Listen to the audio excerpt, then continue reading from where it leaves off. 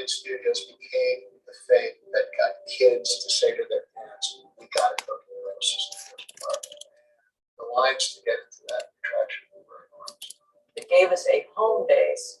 It was in your face, Disney. You know, here we are. We've got this other thing going on right now. And it really created an anchor attraction, I think, that extended further that sense of kids being able to touch and see and participate in this thing they love, Nickelodeon.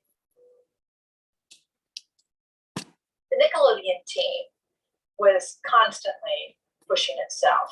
We were constantly thinking about what should we be doing next? You know, how did that work out? And very conscious of not repeating ourselves. So going into live action with a show like Hey Dude was the next chapter.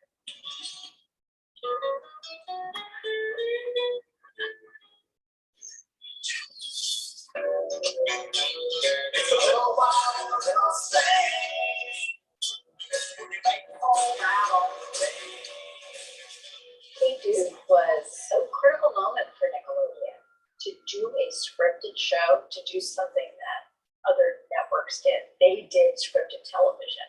So it was critical that this was written for kids. And, you know, you look back at some of the writers that we had, Mohammed, Graham Yost, these are real writers in Hollywood. Hey Dude was one of Nickelodeon's first scripted series. I would say almost the equivalent of Saved by the Bell, but on a Dude Ranch. Hey Dude, half-hour live action comedy. It's about kids working at a dude ranch in Arizona that has just been purchased by a guy from New York, so a real city slicker, a real dude, Mr. Ernst, and he's there with his son, Buddy. Cute, just cute. That's just beautiful, isn't it? It is hot. Oh, but beautiful. And for a season, there was a dog, and then that was just too much work. So Cassie just kind of disappeared. Kathy, okay. There were no veterans on the show. There were no people who had been working in the business for years who could say, "Oh, don't do that." Or we were all just figuring it out. You know, it was an inexpensive cable show for kids, but we never wrote down to it. I always said to people it was a little bit like writer's boot camp in that, okay, let's write the classics. We've got Brad and Ted who, you know, the girl and boy really like each other, but they're always fighting. Well, let's have them get handcuffed together and lose the key. That's a classic. Dave Brisbane, he played Mr. Ernst, the ranch owner. Let's have him trip and fall into a water trough. Man, we went into the water trough. Whenever in doubt, having someone fall in the water trough. We shot Hey Dude in Tucson, Arizona, in the middle of the desert. It was the Tanque Verde Ranch, which is actually a place that people go for vacations for a dude ranch experience. But we had some property off of the ranch itself, and they built sets. It was really interesting. They really developed a real hybrid way of making a TV show. What they had miscalculated was the heat and the locations because the sets weren't air conditioned. And one time we put a thermometer on the hat of the boom mat, and it was 126 degrees. We could fry eggs. Everyone felt they were lucky to be working. They were having fun. Very little attitude or anything. I think we absolutely bonded more because we were living on location. I mean, what do you do when you're 17 years old in the middle of the desert making a show? But it was the best. It was super fun, and we all had the best time.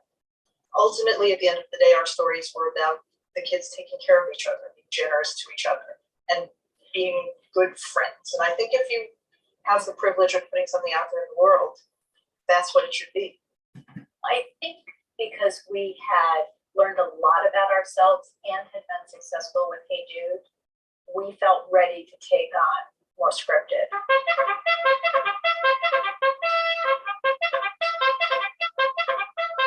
The idea for Salute Shorts came about because I was a counselor at summer camp up in Maine, and I met a guy named Tom Hill, and we decided to take our summer camp experience and put it into a big humor book called Salute Shorts.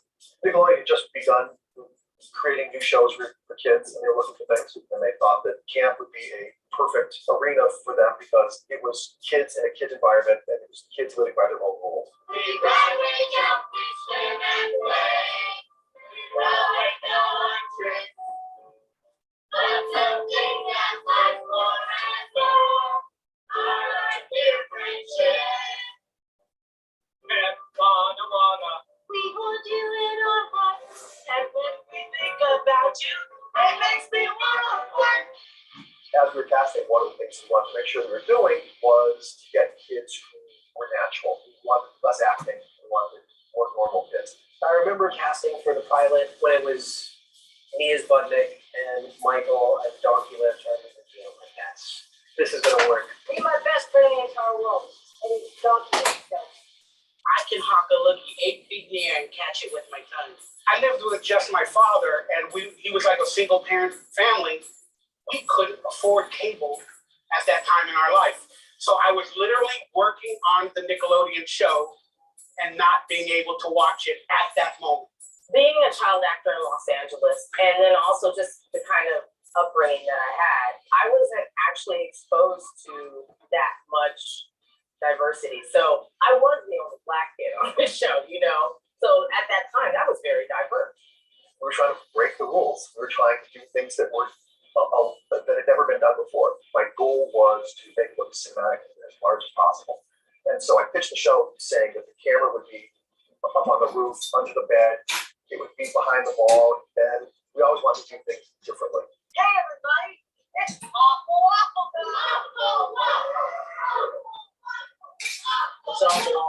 So one of the questions a lot of people want to know is, what is an awful waffle? Well, we don't truly know. The awful waffle, I've never heard it explained in detail. It has something to do with like a tenant, some sort of racket and syrup. There you can use your imagination, or ask me, maybe he'll finally spill the beans. Do you want to know the secret of the awful waffle? There's some secrets that cannot be told, and the secret of the awful waffle is one of them. They never received pushback from Nickelodeon, of course. They were the studio, and they were ultimately in charge of what got on and what the rules were.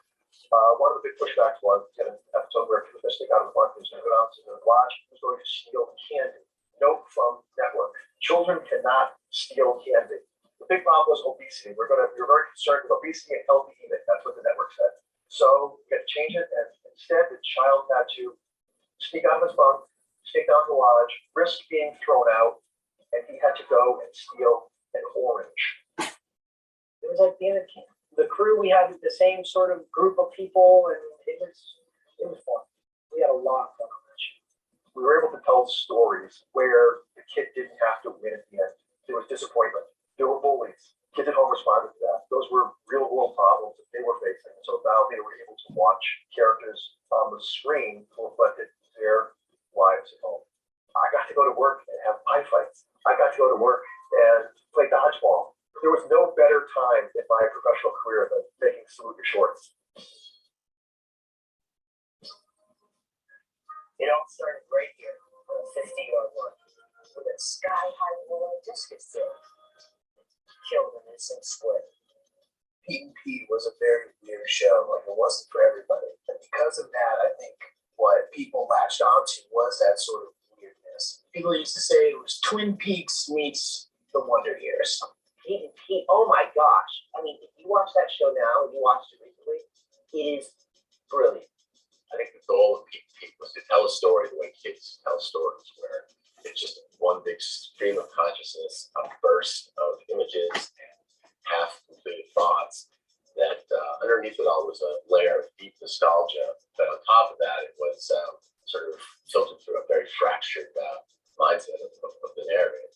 I think one of the things that made people realize that Keepin was something different was in our opening credits.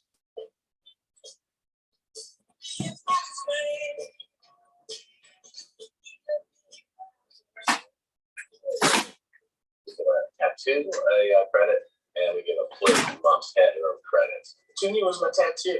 Nobody knows how I got it, but every time I shake my wrist like this, I can make her dance. My mom said it. So I had to wear long sleeve shirts even in the summer. I've seen a lot of material tattoos, all pretty unique. A lot of people were like, "Hey, is the tattoo real?" I was like, "No, it's not. It's not real. I was 7 years old." It was interesting that we could get away with that. I mean, it's a partly clad woman. I mean, it's like a real hardcore tattoo, something an old sailor would have. Someone did something illegal to a child, and we put it on Nickelodeon. The main difference between Big Pete and Little Pete would have to be that Little Pete is secure in his childlike imagination and brain. But Big Pete was always struggling with, do I want to stay a kid? Do I want to grow up? He's at the crossroads and I'm not there yet. And I want him to stay with me. He wants to stay too, but he also has his own friend in high school. Big Pete and Ellen's relationship, as we're introduced to it in the beginning, is you're a girl and you're a friend, but you're not a girlfriend. Listen, you're a girl and you're a friend, but you're not a girlfriend. And that's from Pete's point of view. But we do see their relationship develop over time, both in The Day of the Dot, which was early on in our series production, and The Valentine's Day Massacre, which was one of our specials. You can see that, Pete and Ellen also might have feelings for each other. And that, I think, helps kids understand, about growing up. Maybe your childhood friends turn into something else. There were a lot of excellent musician cameos around me.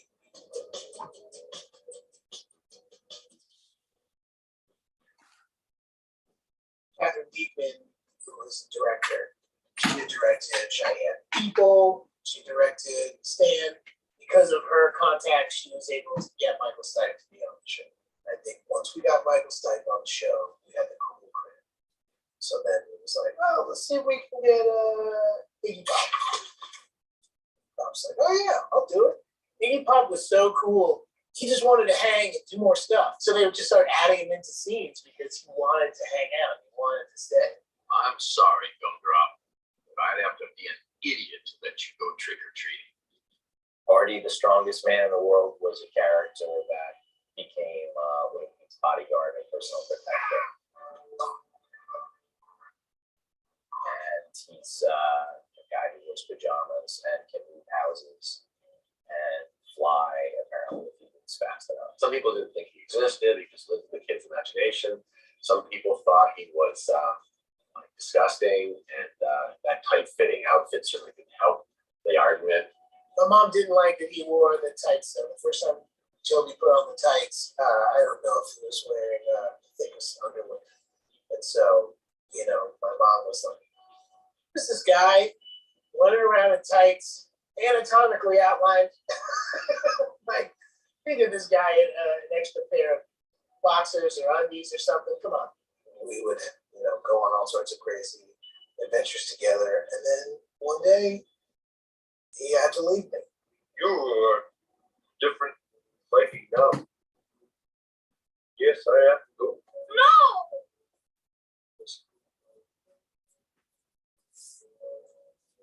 Everything you need to learn is in here. Up there is some boy small. Like you were.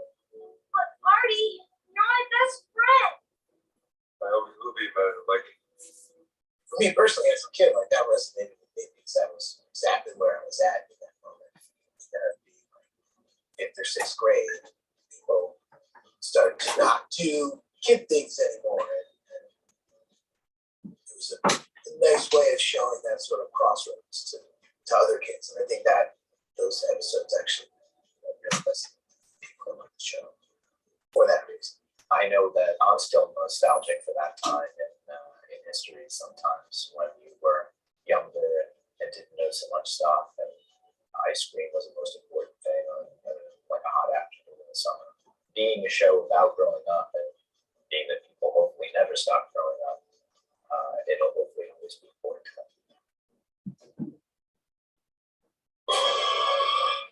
Hi, I'm Clarissa. Clarissa Darling. Clarissa really captured what we called the middle-aged kid. We realized in conversations that we were having with kids that life got tricky in about 6th grade, 7th grade, 8th grade. Some mornings you just don't want to go to school. By the time you figured out who you were as a kid, you were thrown into this preteen space that was uncomfortable. Clarissa really became representative of that kid. Clarissa, the only abnormal child of two perfectly normal parents. Unless, of course, you can't. She's really relatable. And it was funny how, she was always making fun of her brother and how she just had kind of a quirky parents that kind of let her just be herself.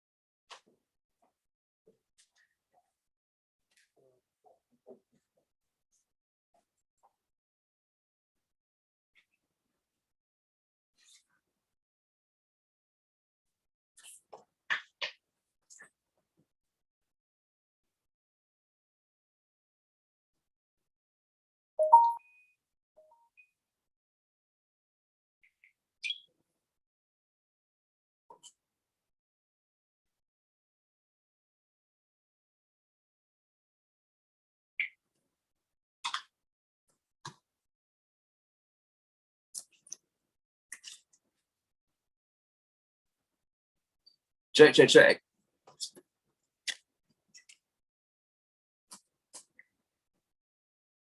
Mic check.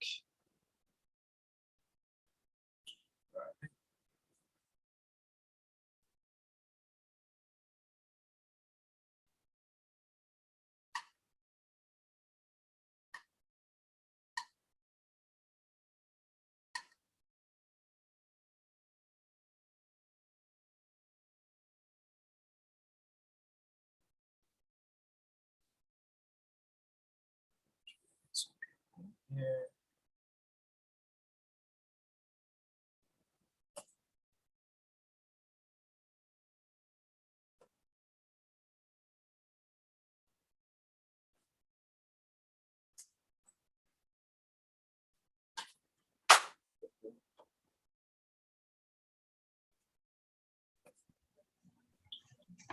Yo, what's going on? Not much, man. How you doing? Man, I'm good. I'm good, man. Your backdrop looks a little bit different than last time. Because I'm at a different location. Well, obviously, at least you have a backdrop. At least you have something in the background compared to the other episodes you were on. You talking about the previous one? The previous ones with an S. Yeah. Last time I was in the bed. And most of the other times I was sitting in my living room because I had the most light. So the white walls. Hey man, everybody starts somewhere. Yeah, LCD lights, man, is a big time difference. Yeah. All right, so everybody should be coming on momentarily. Let's see here.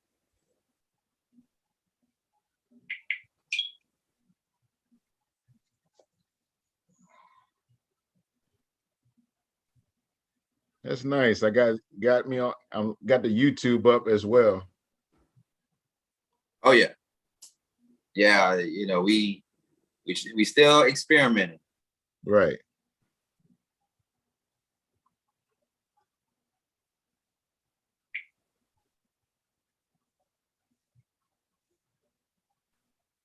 So Star is heading back to Africa.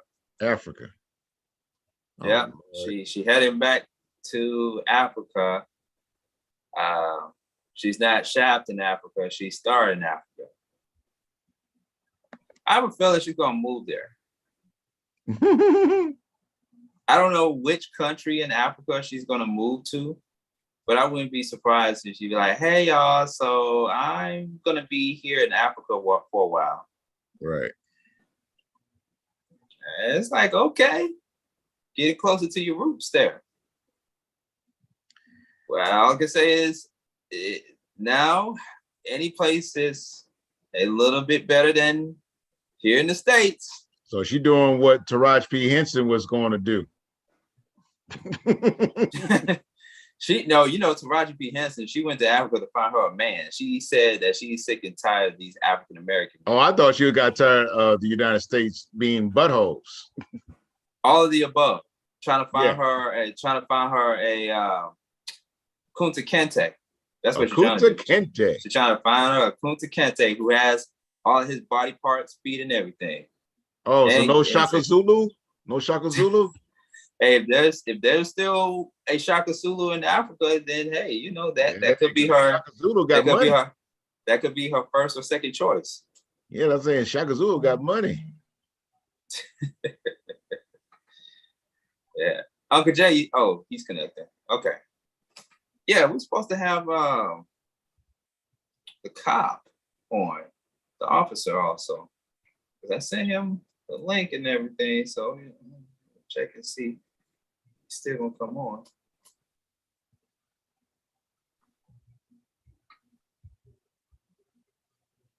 I'm working on getting a Twitch DJ to be part of as a guest.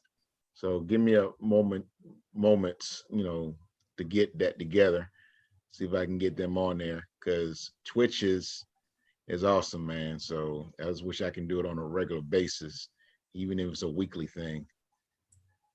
Okay. And she got a lot of followers. When I say over 1,000, so we can get her on. That'll be awesome. So cool.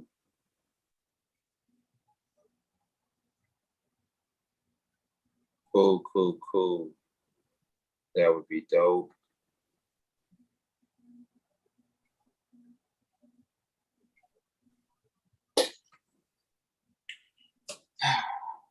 Okay. See, Uncle Jay is still connecting.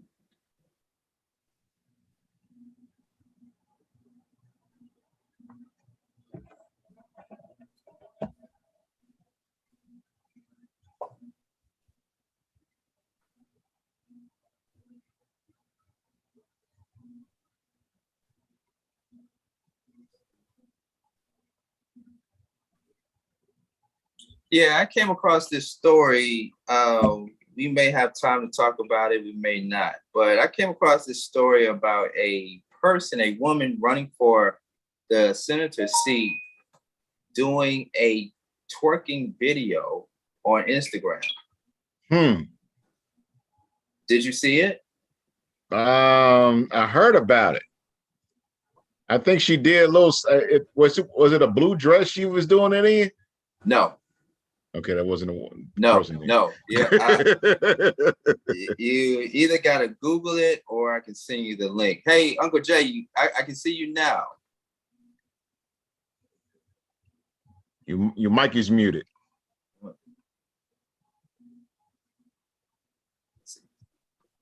You're on mute. There we go. Can you hear me now, brother? Yeah, yes. We can hear you. Right. Good evening. This is DJ Rollum. This is your first time seeing him. DJ Rollum, this is Uncle Jay. How you doing? How you doing? All right.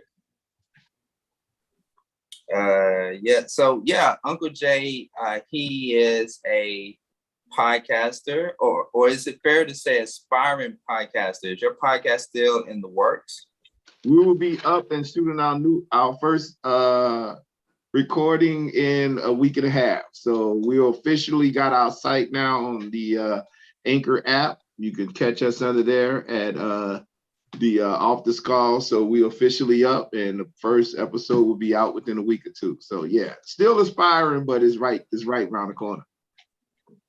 What's up? All right. Yeah, I met him. Uncle Jay. I met you through one of DJ Roland's friends who put me on to you. It was one of his friends that I met at DJ Roland's wedding. Channing Hall. Oh, okay. Yeah. Oh, okay. All right. You're the guy. Okay, then. Okay. Yeah, What's I've up? been meaning to call you. That's right, man. I had called Sean and I just got up, caught up with some family issues, man. I had never had a chance to get, and I said, Bro, well, I understand. you got to Yes, give me the other brother's information again. So good to meet you, brother. He good told me to a lot meet you, about- man. Okay. Okay. Yeah. Cool. Cool. All right. Hey, Sean, I thought I was going to do Instagram. Had some family was going to tune in and watch. I didn't know would they be able to watch this way. Well, you know what? Now that I think about it, we may go to Instagram in a few minutes, if in case this gentleman doesn't connect with us this evening.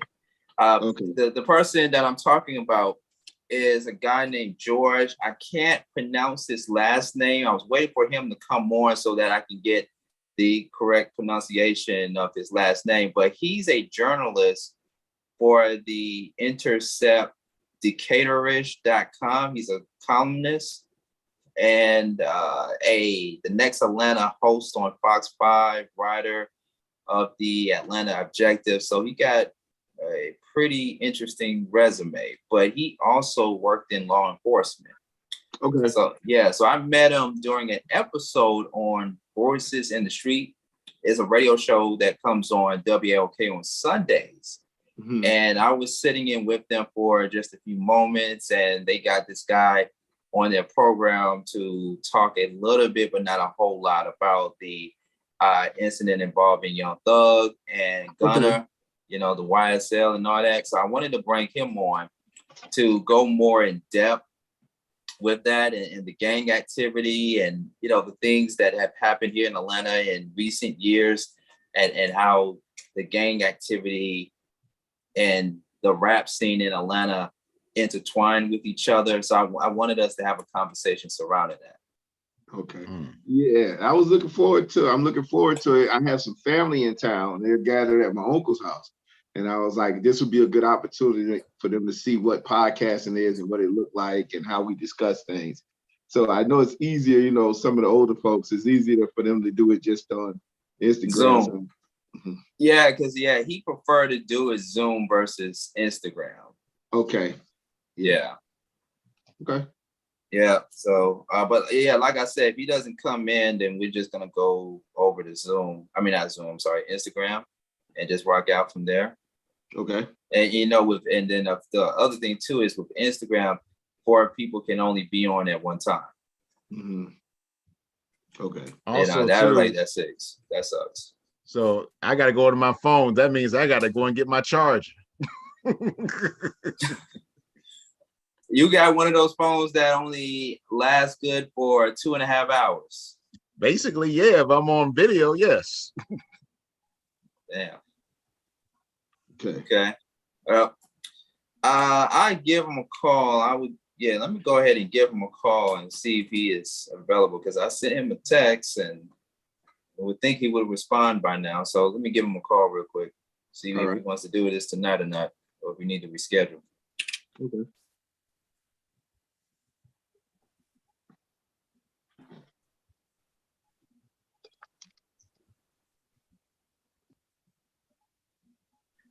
Oh, by the way, too, DJ Roland, I sent you the link of the senator. Yeah, I saw it. So, okay. Well, for, I guess, your viewing pleasure, you can watch that while I give George a call. Okay, I'll do that then. I'll do that part.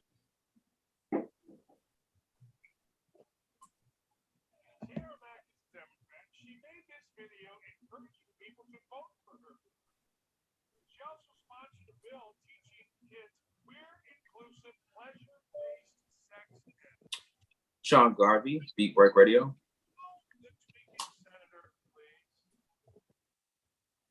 Wow. That's what we got leading our country. That's what we got right there. Leading our country. That's how serious our government is. Yeah, vote for me. Yes, hi, Mr. George. It's Sean Garvey from Reach One Communications. I was corresponding with you about your interview on our podcast, Beat Break Radio. Yes, hi. Did you receive the text to the link? We have you down for tonight at 8:30. It's actually a few minutes after 8:30 Eastern Standard Time.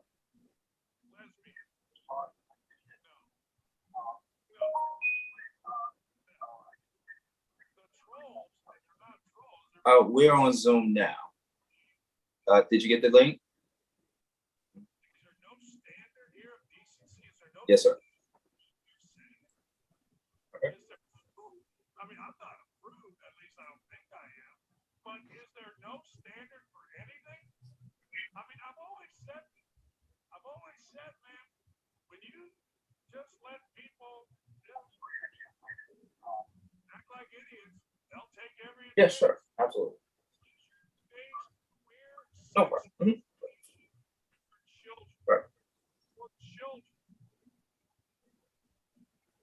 All right. Okay, I spoke to him, so I gotta resend him the link. He didn't see it. It must have got lost in the sauce. So let me resend the link to him. Okay. Yep. Let's see. You must get a lot of texts. Yeah, bro. How do we do it for those who want to watch? Do we send them the link or we send them another link? Well, we're on YouTube. If you go on YouTube, in the meantime, while I'm sending him this text, go to YouTube and type in the Beat Break Morning Show. Mm-hmm. So what I'm doing is a little bit of experimenting. And on if you type in YouTube, the Beat Break Morning Show, at the top of the screen, it would say the Beat Break Morning Show live, YouTube. Just share it on your Facebook page. You're on Facebook, right? Yeah. Okay, yeah, just share it on your Facebook page. Gotcha. I see it right now. Cool. Give me a minute. Yeah, no worries. And speaking of Instagram, I'm going to go live on Instagram and let people know we're YouTube live on.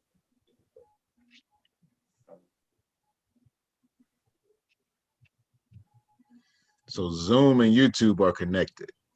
Yes. Yes, I wish it could be connected to IG also. Man. That would be. Whew, yeah, because I'm telling you, holding the phone, because I don't have still. I was going to be in trying to get in a cell phone holder, and didn't get it yet. But I know where to get it from. Hello, George. Folks, sorry about that. Oh, no worries, no worries. Hey, it happens at times. How are you doing, sir? I'm all right. It's been a weird week, but I'm okay. Oh, good, good. Well, I'm glad you can take time out of your busy schedule to join in on the morning show and to give your assessment on things. Before we go any further, do you mind letting me know or telling me how you pronounce your last name? I just want to make sure we get it right. My last name is pronounced Chidi. C-H-I-D-I. Chidi. Yes. Chidi.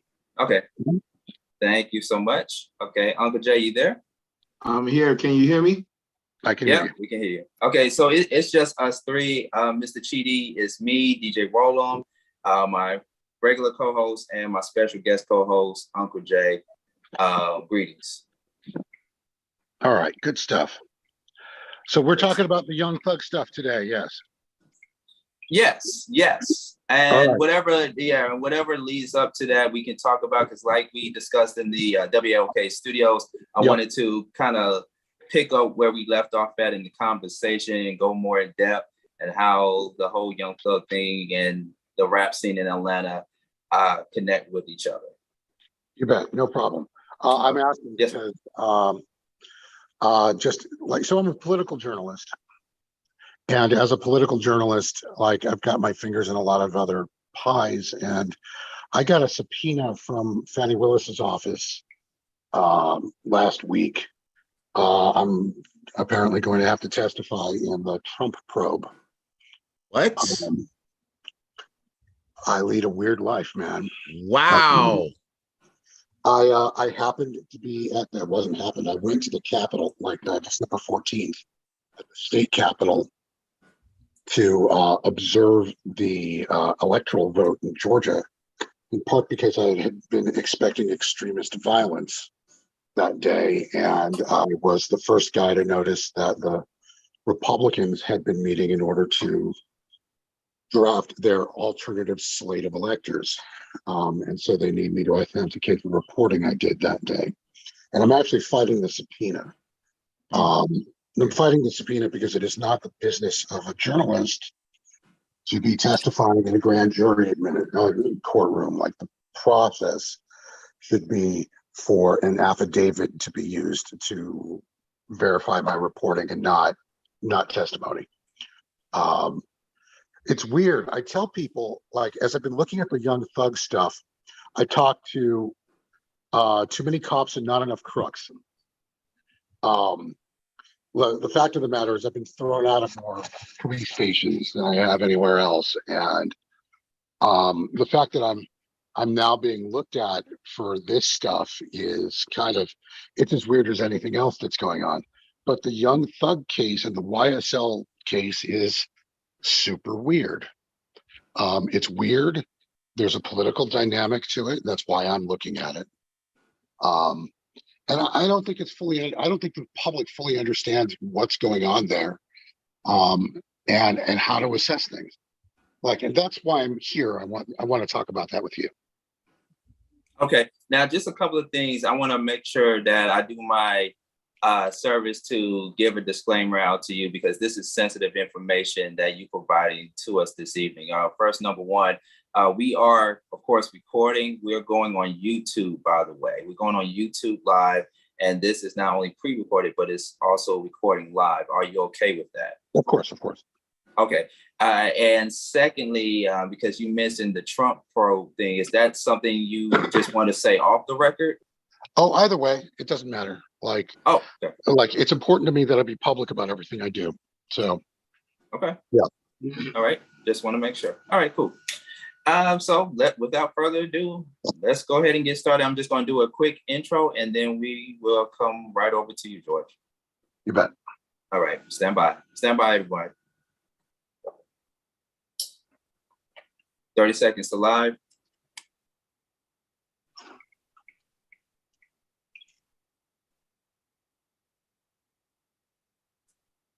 15, 10, 9, 8, 7, 6, 5. Oh, let me hit the record here.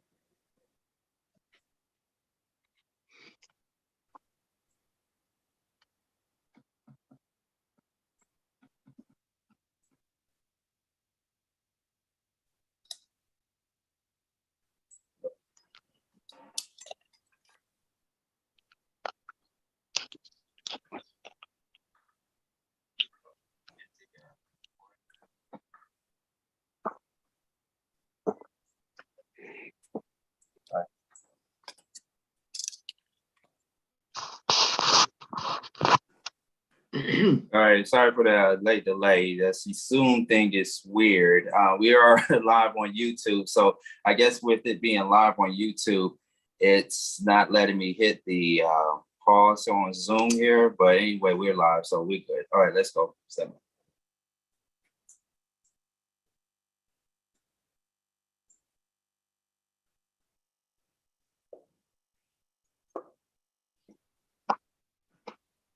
Good morning, everyone. Welcome to the Beat Break Morning Show, the Beat Break Podcast. You're now rocking with the best. I go by the name of Sean Garvey. We got DJ Rollum back on the morning show with us. Good morning, DJ Rollum. How you doing, sir? Man, I'm good. Blessed to be back. Blessed to be back, man. Blessed and highly favored, man. I was telling you offline that I really like the backdrop that you got in the background. I really do like it. It's different from the other backdrop. See, the backdrop in the previous shows that we've done, you didn't have no backdrop at all, but you got something in the background. LED lighting is so important. Very important, very paramount, man. Well, Blessed, thank you for coming on the morning show. As always, DJ Rollum, even though you are still on marital hiatus, You are hanging out with us for this very, very important show. Also, back by popular demand, ladies and gentlemen, Uncle Jay is back with us on the Beat Break Morning Show. Uncle Jay, what's good? Nothing much, my brother. How you doing? Thanks for having me back again. Man, you know, it was only fair to bring you on, man, because we got a very, very important show. Ladies and gentlemen, we're not on, all of us are not on Instagram Live tonight at Sean Garvey ATL and at Beat Break Radio. So you just only see me right now on IG at Sean Garvey ATL. If you want to hear the entire Beat Break Morning Show and the conversation, go to our YouTube channel at Beat Break Radio and type in the Beat Break Morning Show so you can see all the action that is going on. The only two people missing this morning or tonight, whatever time zone you're listening to the Beat Break Morning Show, we're missing Star Kels because she is in Africa. Yes, bro, she is back in Africa. I have a feeling that she's probably going to move to Africa, but that's a whole different conversation. So big shout out to Star Kels. Also, Mr. Moody, who is doing his rounds. He's traveling out and about. So big shout outs to Mr. Moody and Star Kels. We're going to definitely hold it down for you. All right. So tonight, this morning, we got a very important show. Like I've been saying a couple of times, very important show and a great guest. And I want to bring this gentleman on to the morning show because we got to talk about it. This probably is our first time having this kind of conversation, DJ Rolling Uncle Jay, on the Beat Break Morning Show. I just want to give him the proper introduction.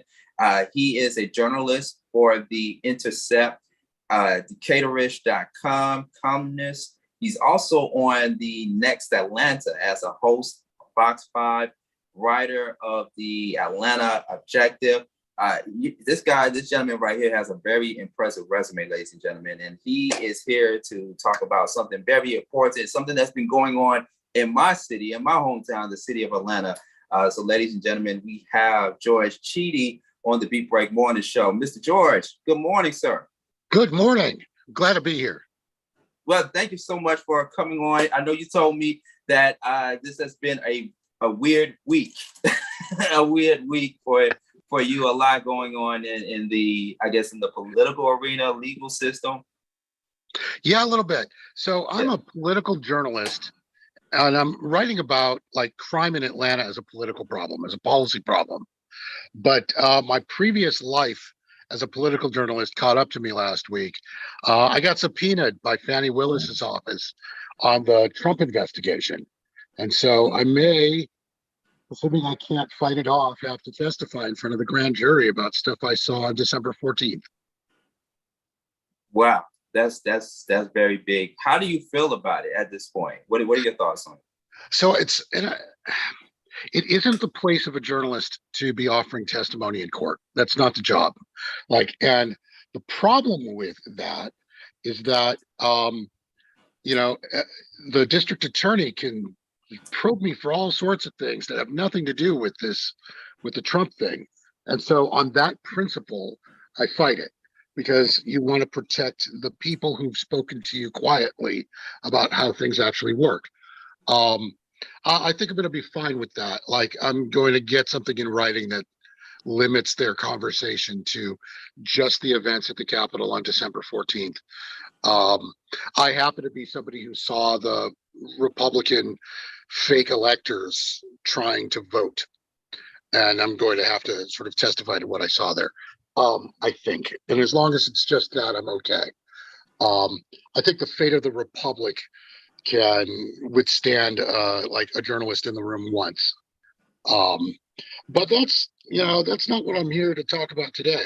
We're here to talk about, gang violence and the music industry and charges against Young Thug and YSL Group. Yes, indeed.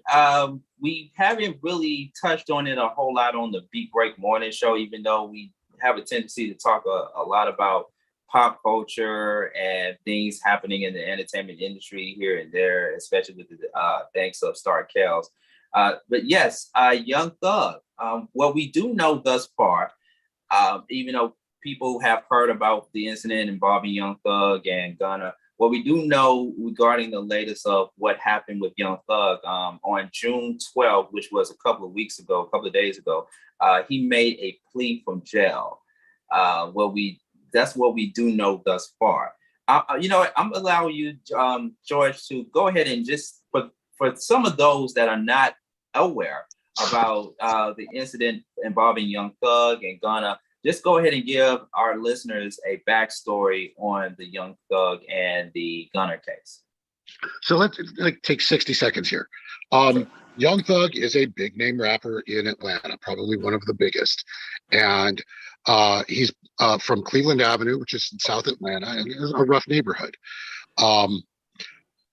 He was indicted in a 52 count indictment along with 27 other members of his rap label, the YSL label, and other folks that are associated with it on a racketeering and gang charge, like a broad set of charges. One of the things that the Fulton County District Attorney believes is that Young Thug set up the murder of an OG gangster in Atlanta in 2015.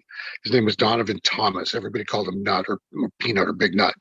And that murder in 2015 set off a gang war that, according to the district attorney's office, has claimed as many as 50 lives over the last 7 years. There's a litany of things that he's accused of, some of which are very serious, frankly. And there's a broad question about are gang charges, the way they're being used here, appropriate? How are lyrics going to be used in this trial, and whether or not that's appropriate? How much of this is an attack on rap as an institution? And how much of this, at least from the perspective that I'm looking at, is a political question, because there's a tremendous drive right now to drive down crime, and anything that people in positions of authority can do to be perceived as driving down crime are on the table, it looks like, because of what's going on in the state and the country. Right. And by the way, ladies and gentlemen, YSL, if you all don't know what YSL stands for, it stands for Young Stoner Life. I did not know or did not have any knowledge about YSL until Young Thug came on the scene. And I was telling you while we were at the WLK studios, because how I met you, I want to give our listeners a little bit of backstory on how we met and how we brought you on here. When you was on this show called Voices in the Street on WLK 1380 here in Atlanta, the hosts that were in the studio with me, shout out to the hosts of Voices in the Street, the hosts that were in the studio with you, they asked you a number of questions involving the Young Thug and the Gunna case. And so my whole thing is that, you know, I'm from Atlanta, born and raised. I'm from Atlanta. DJ Roland, he's from Baltimore, Maryland, but he spent most of his career in his life here in Atlanta. And he knows the ins and outs of Atlanta just like I do. And I was telling you off the air, George, that the gang activity, like violence has always been in Atlanta. It's always been here in Atlanta when you go back to the years, to the 80s, when you had the Atlanta child murders. But you didn't hear much about gang violence that much until the mid 90s. And then here in Atlanta, the mid 90s, of course, you had the Summer Olympics, the 1996 Summer Olympics to Freaknik and all the other things that came after that. That's when the gang culture started to slowly develop in Atlanta. And now fast forward, I know we go back in time just a little bit in the middle of the conversation here. But now we have YSL and all these other gang organizations outside of YSL. So with it being intertwined with hip hop, with the rap scene here in Atlanta, like from your POV, from your point of view, George, like how much of an influence has the gang culture, from your point of view, how much has the gang culture been such an impact to the music scene in Atlanta? So let me start with this. Like, we should talk about my point of view. Sure. I am not an Atlantan by birth. I moved here in 2005. I grew up in New England. I grew up middle class. I served in the Army for some time. I'm a professional. And so my perspective, my life story is very different from somebody's who grew up, on Dill Avenue or Metropolitan or Cleveland Avenue. Like like, I hope that means that I can come at this with sort of an outsider's perspective, because I've been diving as deeply as I can as an outsider into what's causing crime in Atlanta and what the gang thing looks like and all the rest of this. There's a clear connection in Atlanta between street gangs and the music industry. I don't think that's surprising to anybody. And it's more than just, oh, a studio gets shot up. I mean, music executives are looking at folks who have sort of an authentic street profile, for lack of a better word. Real guys from South Atlanta, like, because they can sell the music, because there's a formula. They know that if they can get the right guy with the right image, they can take the music that that person is making and they'll get a return on their investment. Like, and it's particularly since those investments can be cheap. It doesn't take a lot to sign somebody. The street gangs that are local in Atlanta recognize a lot of this. And to some degree, some of the violence that we're looking at is turf warfare in the sense of protecting the brand of Atlanta, like of what it means to be authentically real Atlanta. Like that's a real thing, because particularly in the last 10 years or so, Atlanta has been this place that people from other parts of the world come to live in. We've had an influx of people from New Orleans, from Philadelphia, from New York, from Chicago, from elsewhere, who claim Atlanta. And when you're talking about very poor people from South Atlanta, who have nothing else except the reputation behind their belt of being real Atlanta, like that's something you fight over. The specifics with YSL, Young Slime Life, and this beef with another group called YFN, or Young Fly, and which is fronted by YFN Lucci, who's in jail on a murder charge right now. That has at least as much to do with who is authentically Atlanta and who is connected correctly and who isn't, and which side of that dispute you're willing to take. It's interesting to me that these are two Bloods gangs that have been fighting each other. In a place like Los Angeles, that would be unheard of. It would be unthinkable.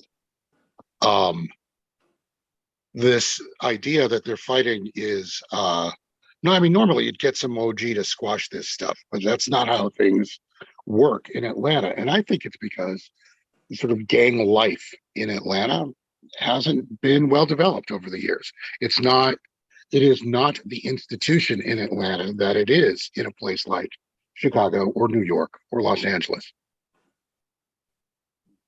Okay, for those who are just joining with us, we're talking to George Chidi. He is a political journalist, and we're talking about the YSL gang activity and the gang culture here in Atlanta that sparked a lot of conversation, just like we're having this evening, and even debate as well. And so just to reiterate, rapper Young Thug, well-known rapper, one of the most popular artists out there in the music industry, not just only in hip-hop, but just in the music industry, period, was arrested May 9th of this year on conspiracy and street gang activity charges. That indictment heavily cited his lyrics, music videos, and even social media posts. Now, I want to go over to Uncle Jay. And one of the reasons why I brought Uncle Jay, George, onto the morning show with us, because he worked in law enforcement. And so I want to get his take on what we've been talking about thus far, a few minutes into the conversation, and I even open the platform up for both Uncle Jay and DJ Rollum and even myself to ask you some more questions, because I have more questions to ask you. So yes, sir. So let's go over to Uncle Jay and take it from there. All right, thanks, Sean. First of all, I want to give a little background on myself. I am a retired police officer with the Metropolitan Atlanta Rapid Transit Police Agency, which is known as MARTA. I spent 17 and a half years there where I did some undercover work. I worked with gang and drugs there also. And that very area that gentleman was talking about, Zone 4, Zone 6, Deal Avenue, Metropolitan, Cleveland, I worked all those areas from 2001 to 2018. I was there for the rise of the smaller set gangs. What I think he's right, and we are experiencing is a undeveloped gang culture here. This gang culture was first planted by gang members who came out of the West and Midwest.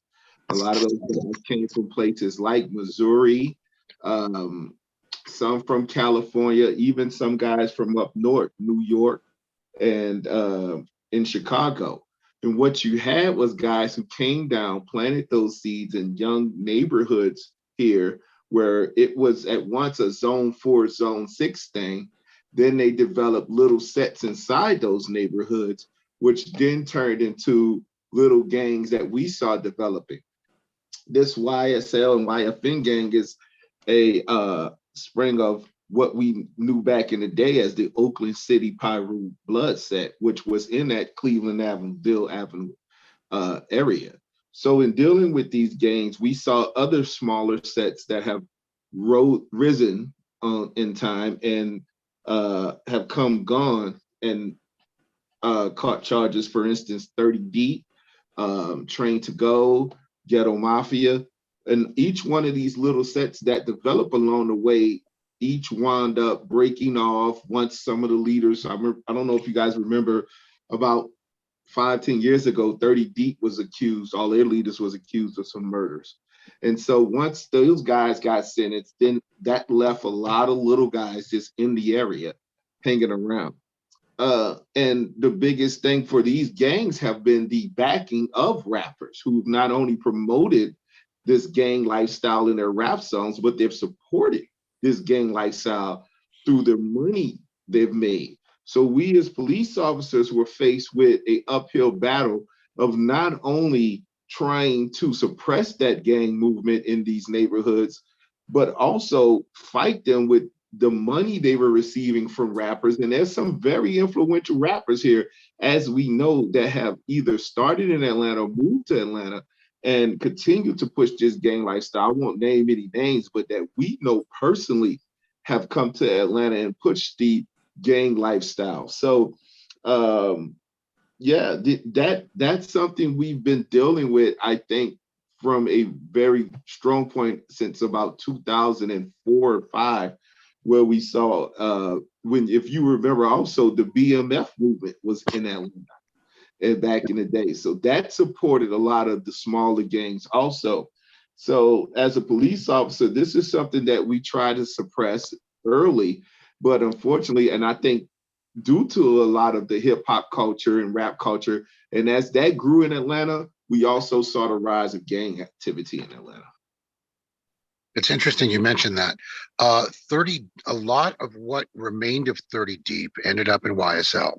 At least that's what gang investigators have been willing to testify to in depositions.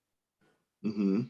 Yeah, we saw that. A lot of that, those small sets between Oakland City and College Park and a couple other sets from Decatur did wind up joining YSL later on.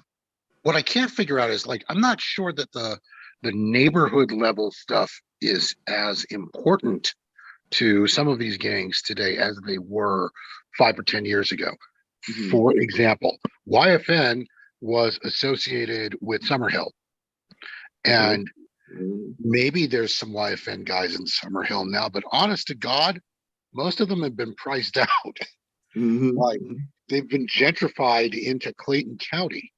And so you have this sort of historical association with Summerhill, but I don't think you have necessarily the physical presence there. Like, there's no sense of, oh, I'm in Summerhill, I'm in YFN territory. I don't think it works that way. Cleveland Avenue with YSL, yes. I talk to people on the street and they talk about YSL and Cleveland Avenue, but I don't think the wave of gentrification has hit Cleveland Avenue quite yet. Sometime soon. Yeah, it's I know coming. you think of Clayton County.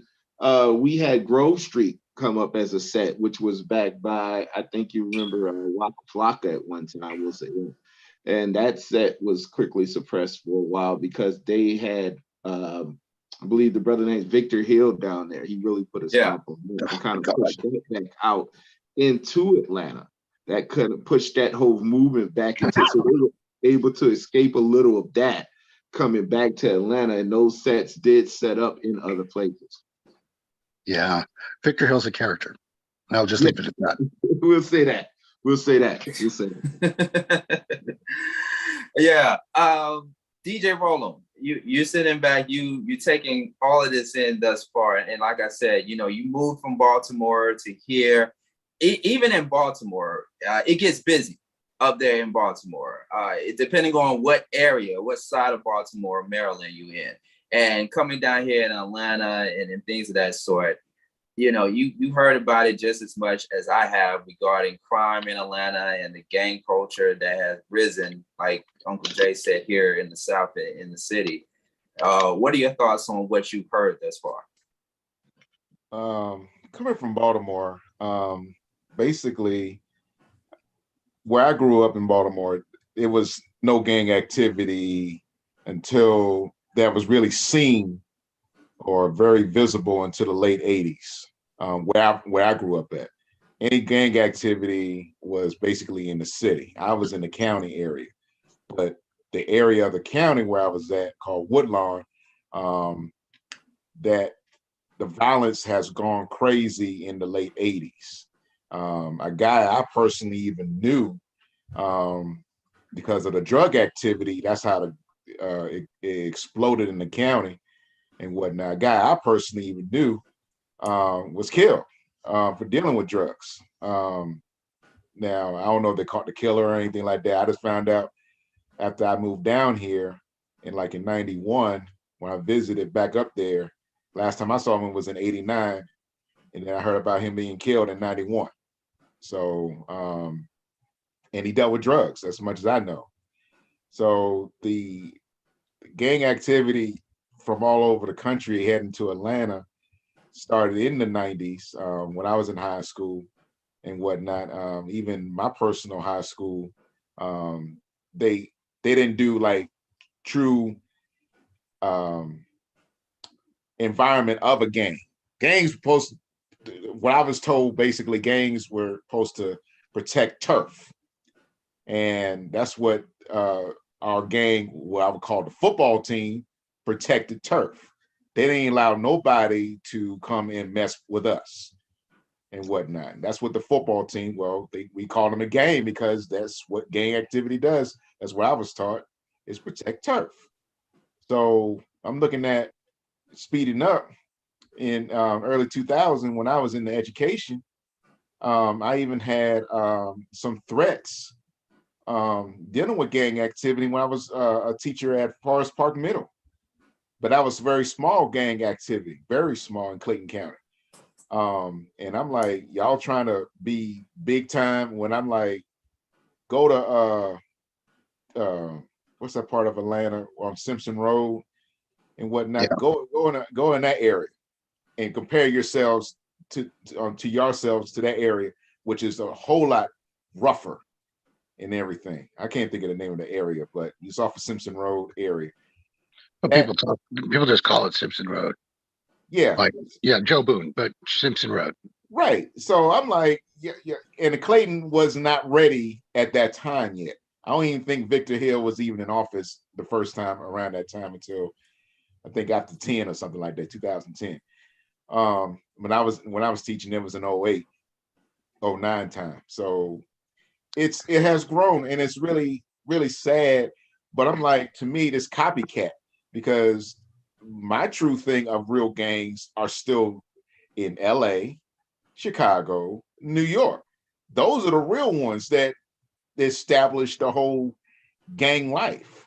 And the way y'all were talking about how some of the people left those cities and came down here trying to replicate, that life, but it's to me not where the true gangsters, true people in the gangs live.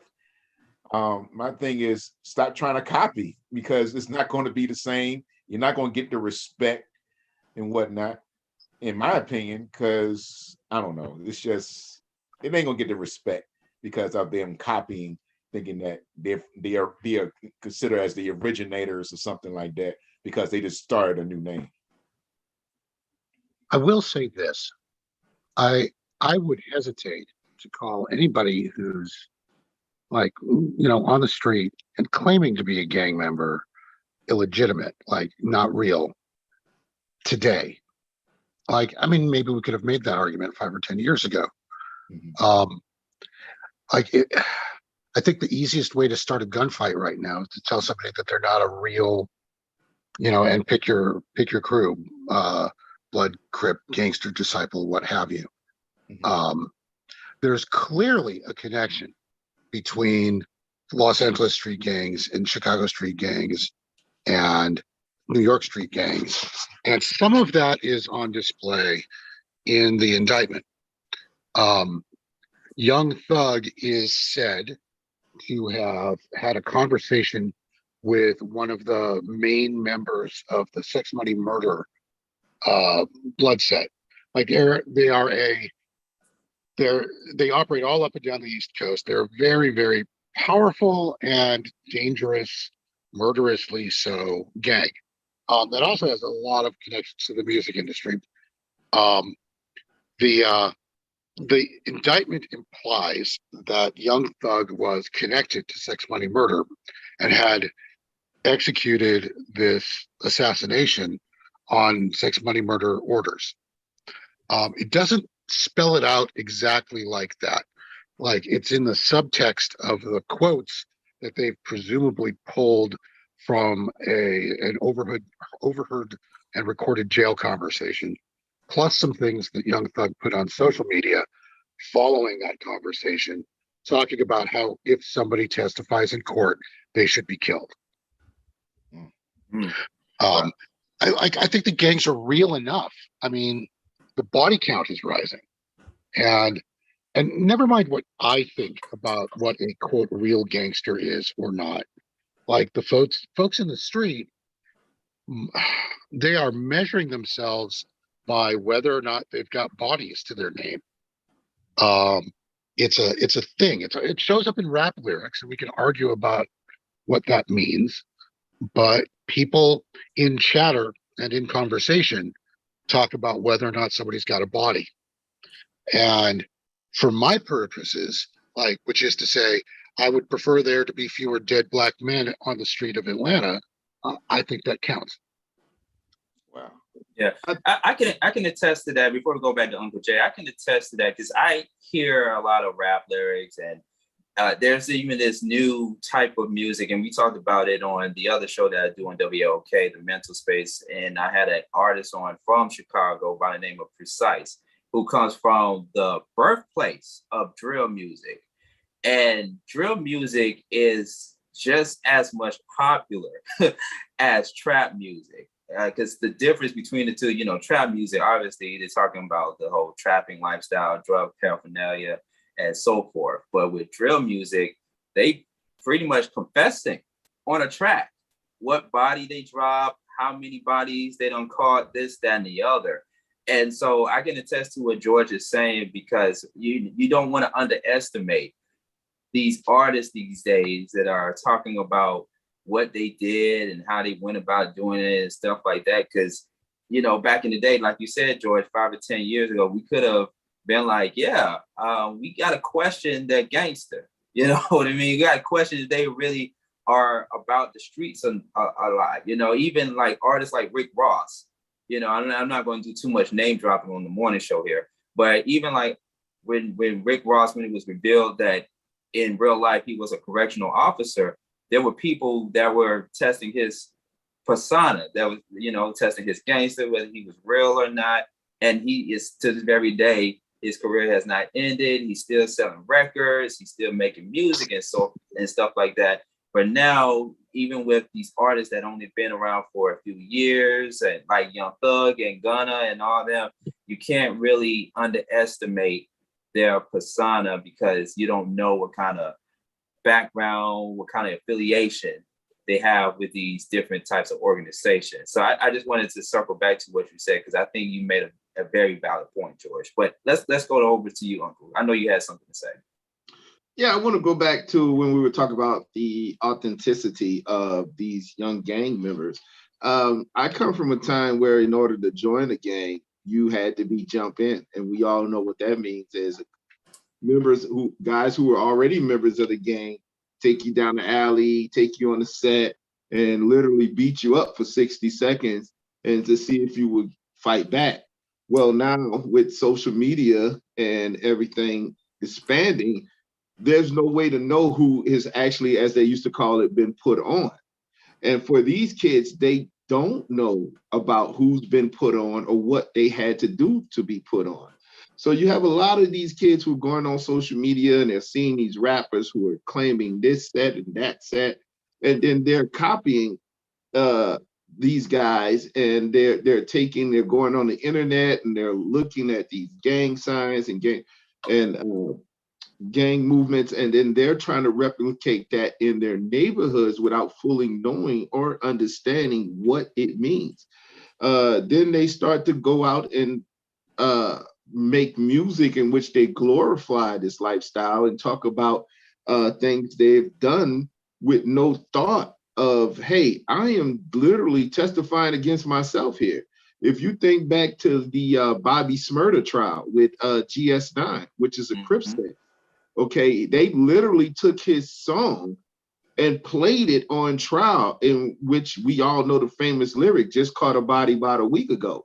Well, that song right there, indicted half of the GS9, some of which were still in jail today, and it caused Bobby, I believe, to serve about 7 years in jail.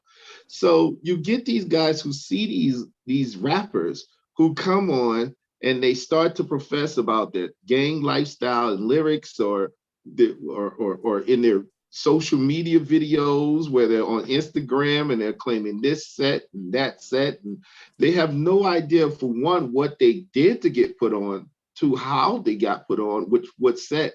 And then you get these small areas like outside Atlanta in Clayton County, or where I'm from in New Orleans, which was, we had years ago a small Pyru blood set up in Jefferson Parish, which is right across the river from Orleans Parish, which is New Orleans.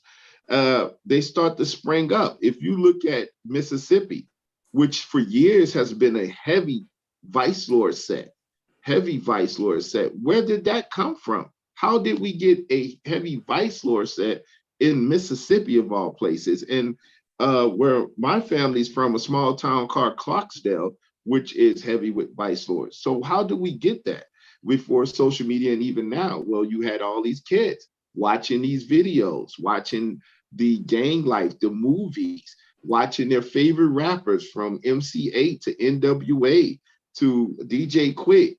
They didn't know anything about sagging pants or waving flags or anything. That came from what these kids back in the late 90s saw on TV. And now he has sprung to what these kids today are watching on Instagram and Facebook and Twitter. And they're trying to duplicate that with no idea of what they're leading into in their own rap lyrics. So now you have YSL and you have YFN, who are those kids who have come up and embraced this lifestyle, for which they don't have any OGs, like the gentleman said earlier. They don't have any real OGs who can come through and squash a beef on the set. And when you don't have any true OGs, which is one problem we did have with trying to control the gang rise in Atlanta when I was an officer, there were no real OGs that we can go through, as LA has started to incorporate, as the cities like LA and Sacramento and so on have started to incorporate to say, hey, if we can't do it, let's get these OGs in here who can squash these little beats before they turn into something big. So with Atlanta being so young, and all these little sets keep popping up. No one has time to become an OG, and two, they don't have the traditions and the of how to squash the beef. So what has happened between YSL and YFN, these type of things that probably would have had an OG who came on a set and squashed that 2 weeks within the beef, now has grown into murders, indictments, and charges against each set. Yeah. And can I also say this too, just as a side note, I lived in Clayton County. I lived in Clayton County on and off. And it started getting really, really, really bad years later. I remember Clayton County, that was the place to live a long time ago, like in the 70s and 80s. If you had some money, you can live out there in Clayton County. It was predominantly, let's just keep it a buck, let's just keep it a bag. It was predominantly white in Clayton County. And then years and years and years later, it got more diverse. And then, of course, people from certain neighborhoods, let's just say, and I'm just using air quotes here, certain neighborhoods started moving in there. And then you started seeing a transformation of what Clayton County is now compared to how it was 30, 40 some years ago. And then I knew it was getting bad because I was in a situation. I won't really go in detail about it, but I was in a situation where it could have ended up fatally. And thank goodness God spared me during that point in time, because the situation that I was in, I didn't know whether or not that person who was in that situation with me was affiliated to some type of gang organization or not. You know, so that's what I mean by out here, these folks that are, you know, questionable or suspect, you can't underestimate them because they could be affiliated with some type of gang organization, you know what I mean? But I want to go back to George with YSL Young Thug. Now, before May 9th, let's just take it back further. Before May 9th, we heard the story come out about Young Thug's baby mother shot and killed at a rolling skate. Well, it was more so of a family event. And I was telling DJ Roll'em off air that the establishment that the incident took place, that was the same establishment that I went to a couple of years ago where it got pretty rowdy. And so that same establishment was where Young Thug's baby mother, who is now deceased, shot and killed on that property. It happened at an establishment where it was known to get rowdy at times. Do you think, and we're going to discuss a lot of POVs from our end, including yourself, do you think that it has somewhat connection with YSL, with Young Thug, or anything leading up to his arrest? So it's a good question to ask, and it's in part because I have had to think a lot about this. So my initial instinct was to say it had to be. And today I'm saying it probably wasn't. And the fact that I can say that and that I've changed my mind should be viewed as remarkable, because of what it says about violence in that neighborhood. So like on the face of it, when it first happened, like, and I had been tracking the YSL case through other cases. There'd been a lot of chatter in other indictments about YSL, particularly the YFN case. And so I knew something was coming. And then I saw that, Lakeisha Jackson died, like that she was killed here. And oh my goodness, it must be connected, because the odds against it being connected are astronomical. In the city of Atlanta, maybe 160 people will be killed in a year. And 100 of those will be young Black men. Like a female murder victim is rare. A female murder victim who is not otherwise engaged in some highly criminal activity is extra special rare. And the idea that, like, of all the 507,000 people in Atlanta, that one of the 20 that fits this profile would be his, like the mother of his child, just astronomical odds against it.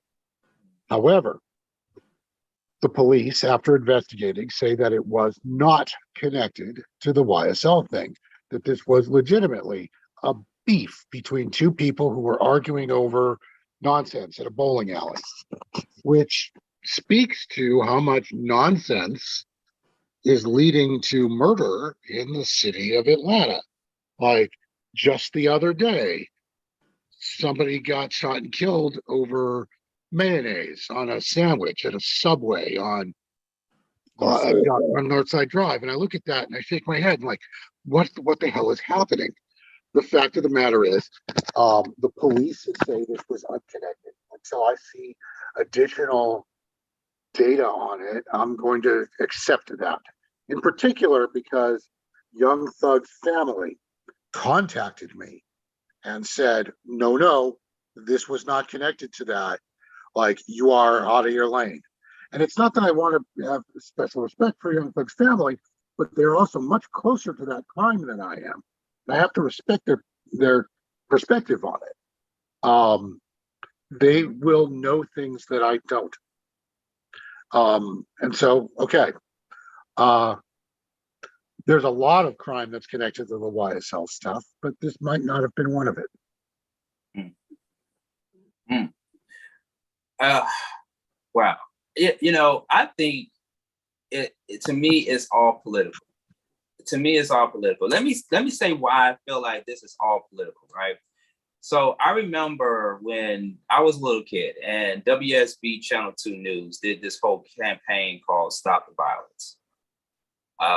They did a campaign on it and they were encouraging everyone to,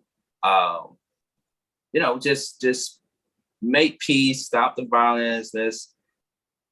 Let's stop with all this nonsense or whatever, because Atlanta, like I said, Atlanta's no stranger to violence, but it started becoming more and more prevalent in the city. And that was one of the reasons why a news organization that's been around for a long time, WSB, did the initiative Stop the Violence. This was they were a campaign back in the late 80s, early 90s, right? Yeah. And so fast forward, we've been having a lot of campaign rallies with the awareness of violence in Atlanta, and it's still having them to this very day. And I think of Atlanta as the chocolate city of America. The chocolate city of America, right? You have all this Black leadership. You have all these Black politicians, these Black political leaders in the system. And it seems like they can't do anything about reducing the number of crimes in Atlanta. Like they have to know the key players involved in this gang activity. But sure. like even with YSL, like let's say you did, with you being a political journalist, do you think it's all political at the end of the day? Well, I agree with you. And let me say this. In the late 80s and early 90s, violent crime, and then specifically murder, was nearly twice as high in Atlanta as it is today.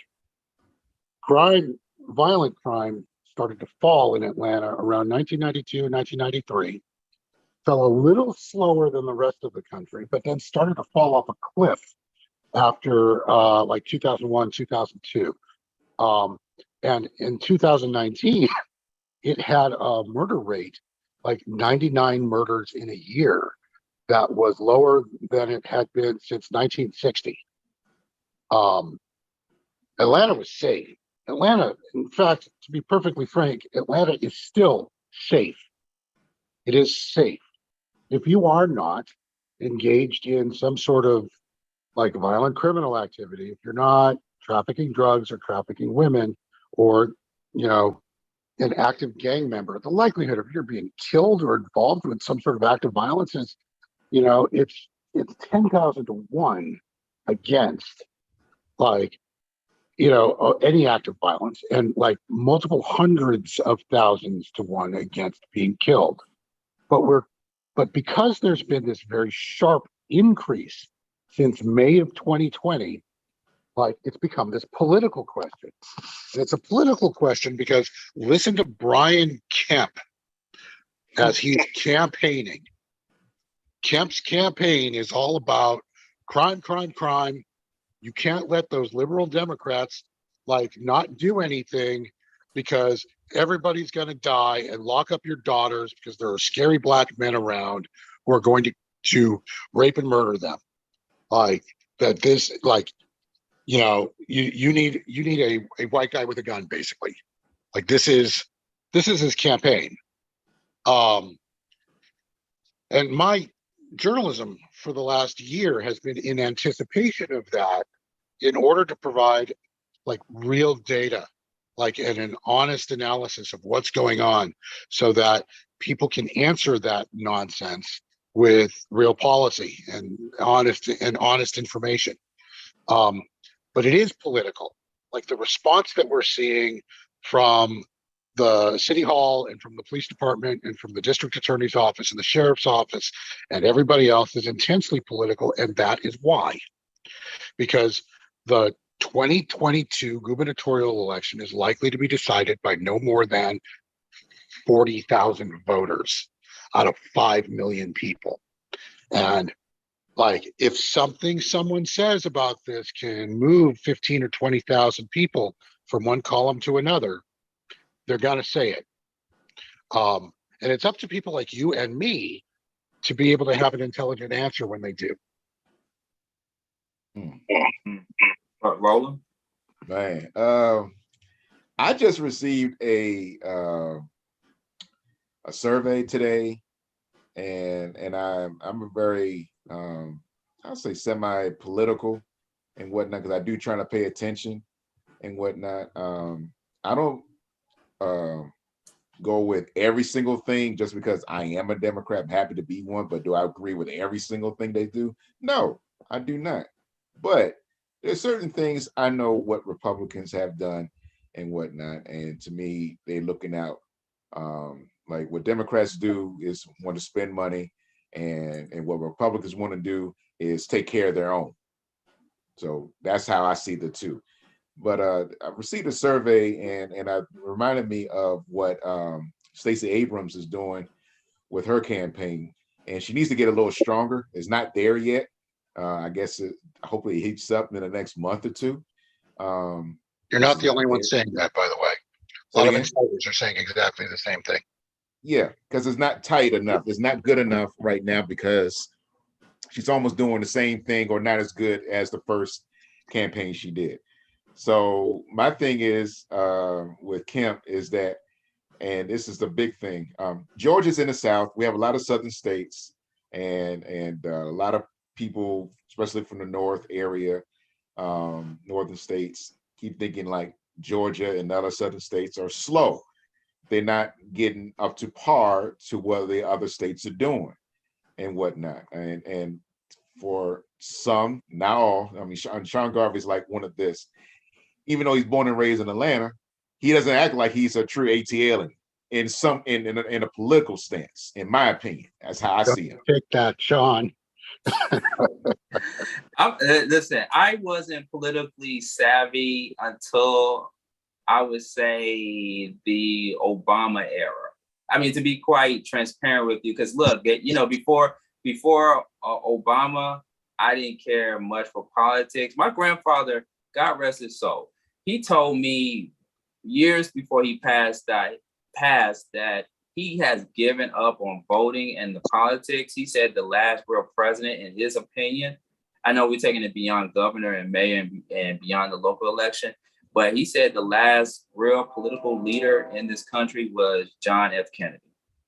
Those were his words. That the last real political leader was John F. Kennedy. I want to get in here right quick and piggyback off of what DJ Rowland was saying, if you all don't mind. Sure. I'm with him a little. I think Stacey Abrams is approaching her campaign with the mindset of, I've already got the vote that you gave me last time. And I think that's a very dangerous thing, because I'm not so sold on her also. I think she's been affected the last few months with a very, like you said, she needs to strengthen up here on a few things. And also, I'm with a lot of people. I don't want to see Stacey Abrams like I saw Keisha Bottom. When something goes bad, getting back to what we were talking about with gang life, I don't want to see you go and get rappers to solve the city's problem or the state's problem. And so I think her campaign, along with other things, is going to be affected, and people's going to look at that and go, how much do I trust what she wants for us? How much do I trust where she's headed? And I think that's going to play a part for her. And I want to ask you guys,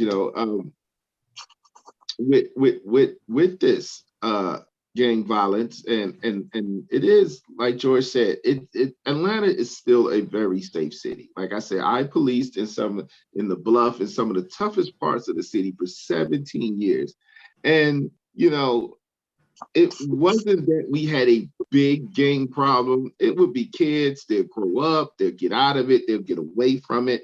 And that would pretty much be it. It wasn't a long standing, like I say, that's why we don't have a lot of OGs or large sets now. But I think what we're going to face is with Atlanta becoming such a big popular city at one time when they were calling it the Motown of the South, and now the Hollywood of the South, with more movies and entertainment coming in. Of course, you're going to see the music and the artists continue to push this gang lifestyle. How do you guys think that the outcome of this YSL verdict or these charges will affect that for these young gangs here? Because we keep seeing that. I mean, I think a few years ago, I don't believe I remember what was the name of the gang, when we had Cash Money and they were claiming a set out of California, I believe, and you had the 9 Trey Bloods who came down. So you keep getting it different names, but we know what they're all connected to. So how do you guys think the outcome of this case is going to affect all of this as we move forward, this gang life as we move forward in Atlanta? Well, let me say this before we go to George, because you brought up a great question. I think I'm both skeptical and optimistic, right? So, because I see things that are going on that are happening in the city of Atlanta. So a couple of things. First off, the gang lifestyle in music is going to still be perpetuated in the city of Atlanta, just like some of the landmarks in the city of Atlanta. Because let's just keep it a bag also with this point. You still have the Trap Museum in Atlanta. Mm-hmm. I, have not been a supporter of the Trap Museum. Yes, folks, that's why I said it. Even some of the people that I know personally have visited the Trap Museum. And it's not far from where I work at in the city. And I never been a supporter of the Trap Museum because of what it stood for. And just that environment and just the image of it perpetuates not only the trap life, it also perpetuates to some extent the gang life as well. We all know that trapping and the gang life, they work hand in hand with each other as well too. I don't come from that world. Just another disclaimer as well. I don't come from that world, but I know people that do come from that world. And they all told me stories about how the trap life and the gang life coincide with each other, and how many people have been affected by even babies and families. So with the Trap Museum, I've always been somebody who just been like, this does not look good for my city. It doesn't. And then another thing too, on the subject of landmarks, you all remember 2 Chainz, right? 2 Chainz, the rapper. I want to say he allegedly paid a lot of money or worked out a deal with the Crystal Restaurant. You all know what I'm talking about, the Crystal Restaurant in Midtown Atlanta. Not far from where I work at either. But he had that whole entire Crystal Restaurant. He named it the Trap House.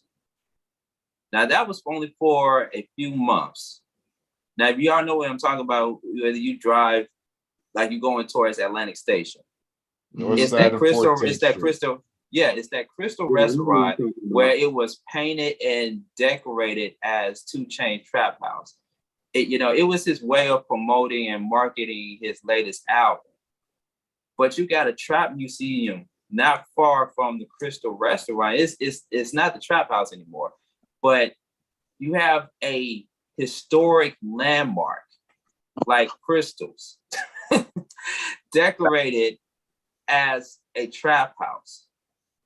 So I think the outcome from it all is that if these influential people in the music industry, Uncle Jay, if these people in the music industry and the entertainment industry and people that are involved, well-known people that are involved in these type of events or museums and working to deal with a historic establishment like Crystal, perpetuating that lifestyle, is not going to be a very good outcome to me, in my opinion, here in the city of Atlanta, especially with, even you have younger political leaders in the world too, that, don't really see this as much as a problem. Like me and maybe you and maybe DJ Roland, maybe George. I don't know, but that's my outlook on it thus far. Yeah, I want to throw the question to George and think, the history of rappers being charged with the RICO law and gang activity. How do you think that's going to affect Young Thug and that history? So two things here. First, I want to actually talk. I'll get to that, but I promise. But I want to talk about this question about, like, is this case going to change gang culture and music in Atlanta? And my answer to that is not until the economic situation in Atlanta fundamentally changes. People who have a future in front of them, like, do not join street gangs. They just don't. They go to college, they get a job, they get married, or they don't get married. They raise some kids, they party in the club, and they don't get in trouble. Like, they're not street gangs emerge from despair, and a despair that's created by inequality. Atlanta has the largest recorded inequality problem of any major city in the United States. The average income for a white household in Atlanta is something over $83,000 a year. For a black household in the city of Atlanta, it is under $30,000 a year. That is the largest gap in the United States, at least the way Bloomberg has measured it. The gangs can pull from a pool of dispossessed and despairing people who are locked out because they can't get a decent job. Until the underlying economic problems change, we're always going to have a crime problem and specifically a gang problem. But that problem had been getting better up until about 2019. What happened in 2020? We had a massive dislocation economically, where people who were earning, were holding on by their fingernails to service jobs. Suddenly everybody lost their damn job. And some people bounced back pretty quickly, but a lot of people didn't. And if the folks at the margins, that created stressors that drove a lot of the crime that I saw. I've been working on a book and an analysis of all of this, and that economic dislocation, you can date it to the first week people were starting to get eviction notices after everybody's shops closed up in March of 2020. That's when the spike began. And then everything else fell apart because Rayshard Brooks gets killed and suddenly nobody trusts the cops anymore, and the cops go on strike, and the pandemic's starting to kill off people, and nobody can move in with anybody else because the pandemic creates this you'll break quarantine essentially, every possible problem you could have all at once, and in particular, a problem where Atlanta's clubs were still open during the pandemic. The restaurants, because Brian Kemp said, no, we have to have our economy going. Let's start the restaurants and clubs back up. And so Atlanta was basically the only city on the West Coast that had a serious club scene. And we started to get an influx of people from Chicago and Detroit and Philly and New York partying in Atlanta. And it created this battle in the streets over who got the right to sell weed or move women or do other things, all the crap that happens at clubs. Like, there's a reason why Zone 5 historically had been one of the lowest crime neighborhoods in Atlanta, and during the pandemic has been either number 1 or number 2 for every quarter for the last 8 quarters. Like, and it's because crime was happening like in and around the club stuff. So it's club stuff, the gang stuff that's connected to the club stuff, and a bunch of other things. Like, but all of it has to do with economic dislocation and poverty. And as long as 33% of Atlanta's Black population is poor by the government's standards, despite all the Black Mecca nonsense, like, we're going to have a problem like this. And whenever there's an external stressor, that problem's going to get worse. Now, you had asked me, what do I think about Young Thug's, like, and ask me this question again, because you want to know about, like, what do I think about Young Thug's case? Yeah, with the case, and we've known rappers who've had prior RICO charges. I know the rapper, God, I can't think of his name right now. He's serving time out of New York. Another case. That was the Gorilla Gang guy, right? Yeah, he's been hit with the RICO charge. I can't think of his name right now, but he's been hit. So we know that one of Young Thug's charges, he's been hit with a RICO and other counts of attempted murder. So how do you think this is going to affect the whole YSL movement and why for him and going forward with other rappers who might say, okay, he's been hit with that charge. Now that is it going to set a precedent? It's an excellent question. So I'm kind of pissed off at Killer Mike right now, and I say this with love in my heart. Like, go ahead. I've been a friend of, I would think, Killer Mike for going on a decade. He and I were active together in the Occupy Wall Street movement here in Atlanta. Like, Killer Mike has done a lot for this city. He's done a lot for discourse. But Killer Mike just released an album where he's got a piece with Young Thug and Dave Chappelle called Run. And he released it after all of these charges and all the rest of this stuff's out. And I'm looking at him like, why are you offering, like, effectively financial support to somebody who is, like, credibly enough accused of these crimes to be on trial for it? I wonder what it takes for society and for the industry to pull back from people like R. Kelly. R. Kelly got canceled effectively, but it took this massive effort. Like, and I know many of the people who were involved in the R. Kelly, like the Mute R. Kelly campaign. Like, these are people, like the leaders of that group have been in my house at my dinner table. This idea that it took this army of people in order to bring R. Kelly's misconduct into light and then eventually to get him arrested, charged, tried, and convicted for stuff, like, leads me to believe that somebody like Young Thug, who for whatever reason does not engender that same level of disgust, I guess, that R. Kelly did. Like, I think the industry cares about making money.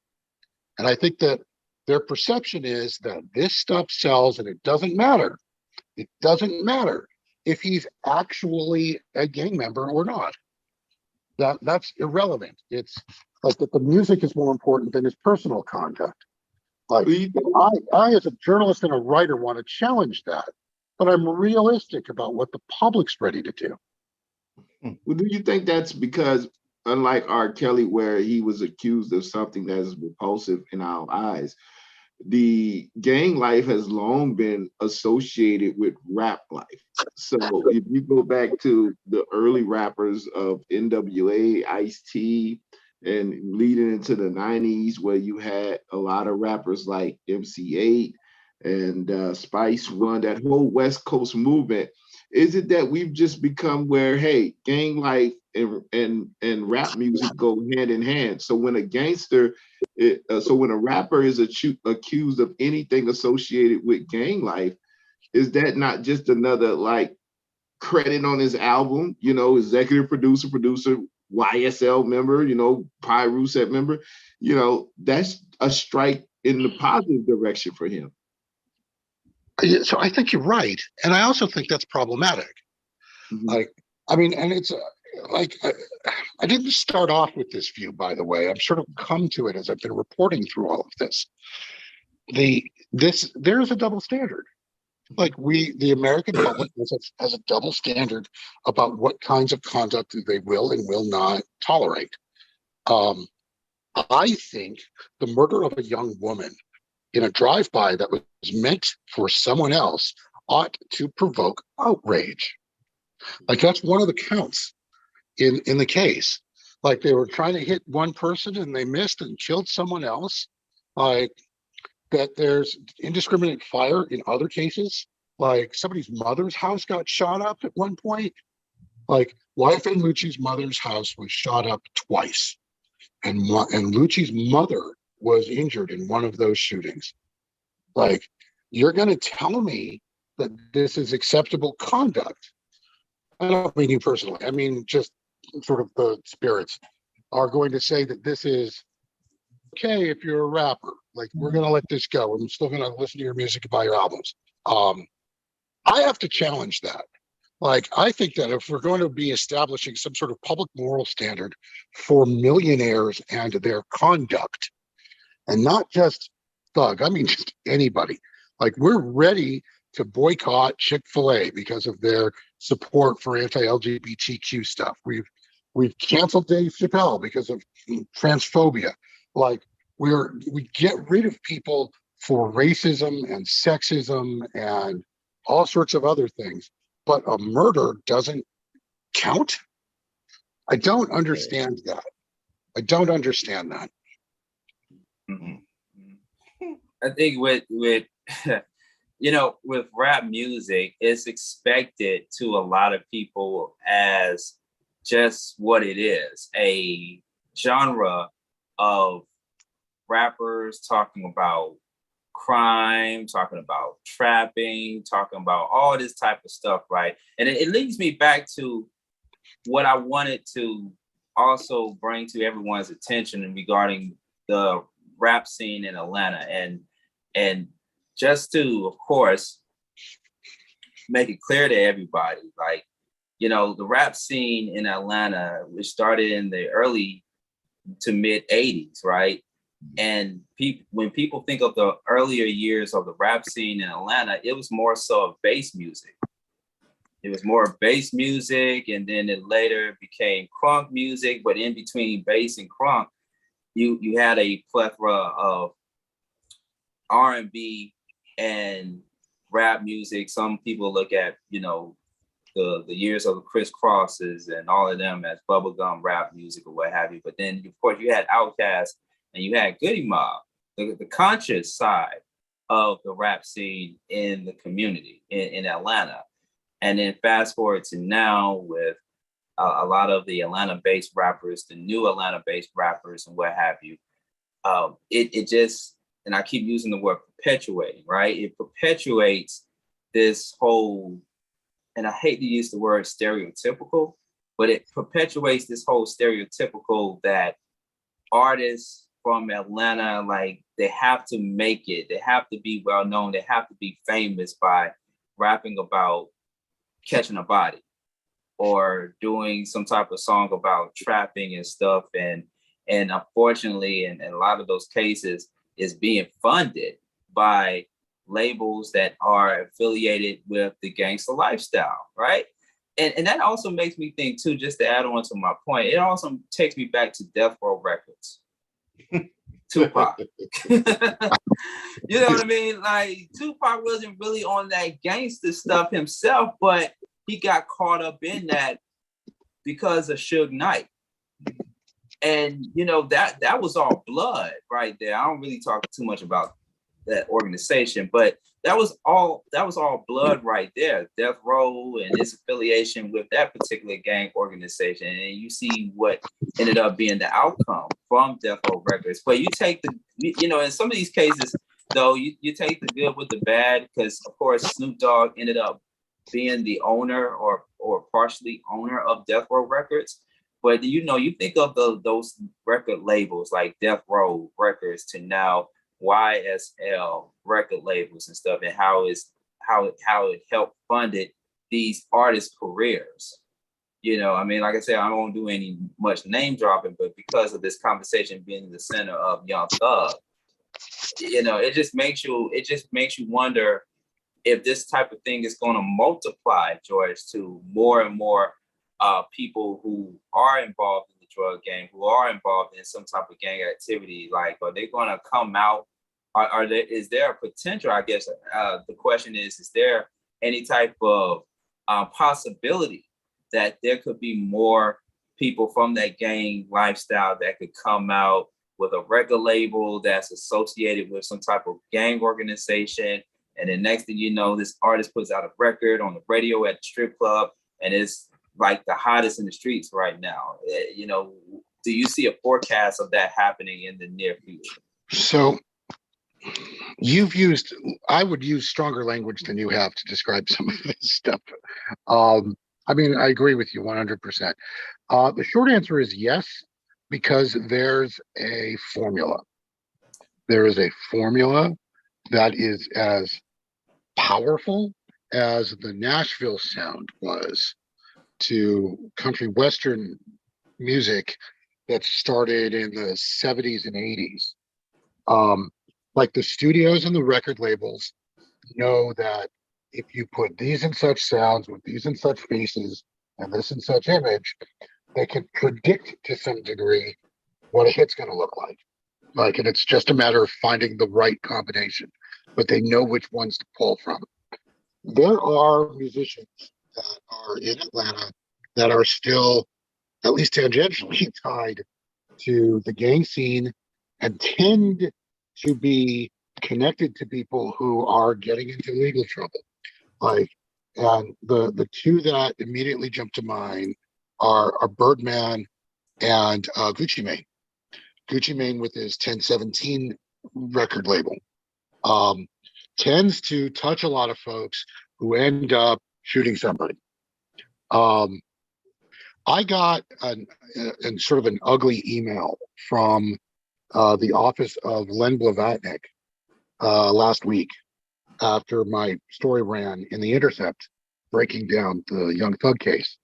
Len Blavatnik owns Warner Music, and Warner Music owns 300 Records outright. The 300 is the organization that distributes YSL's records.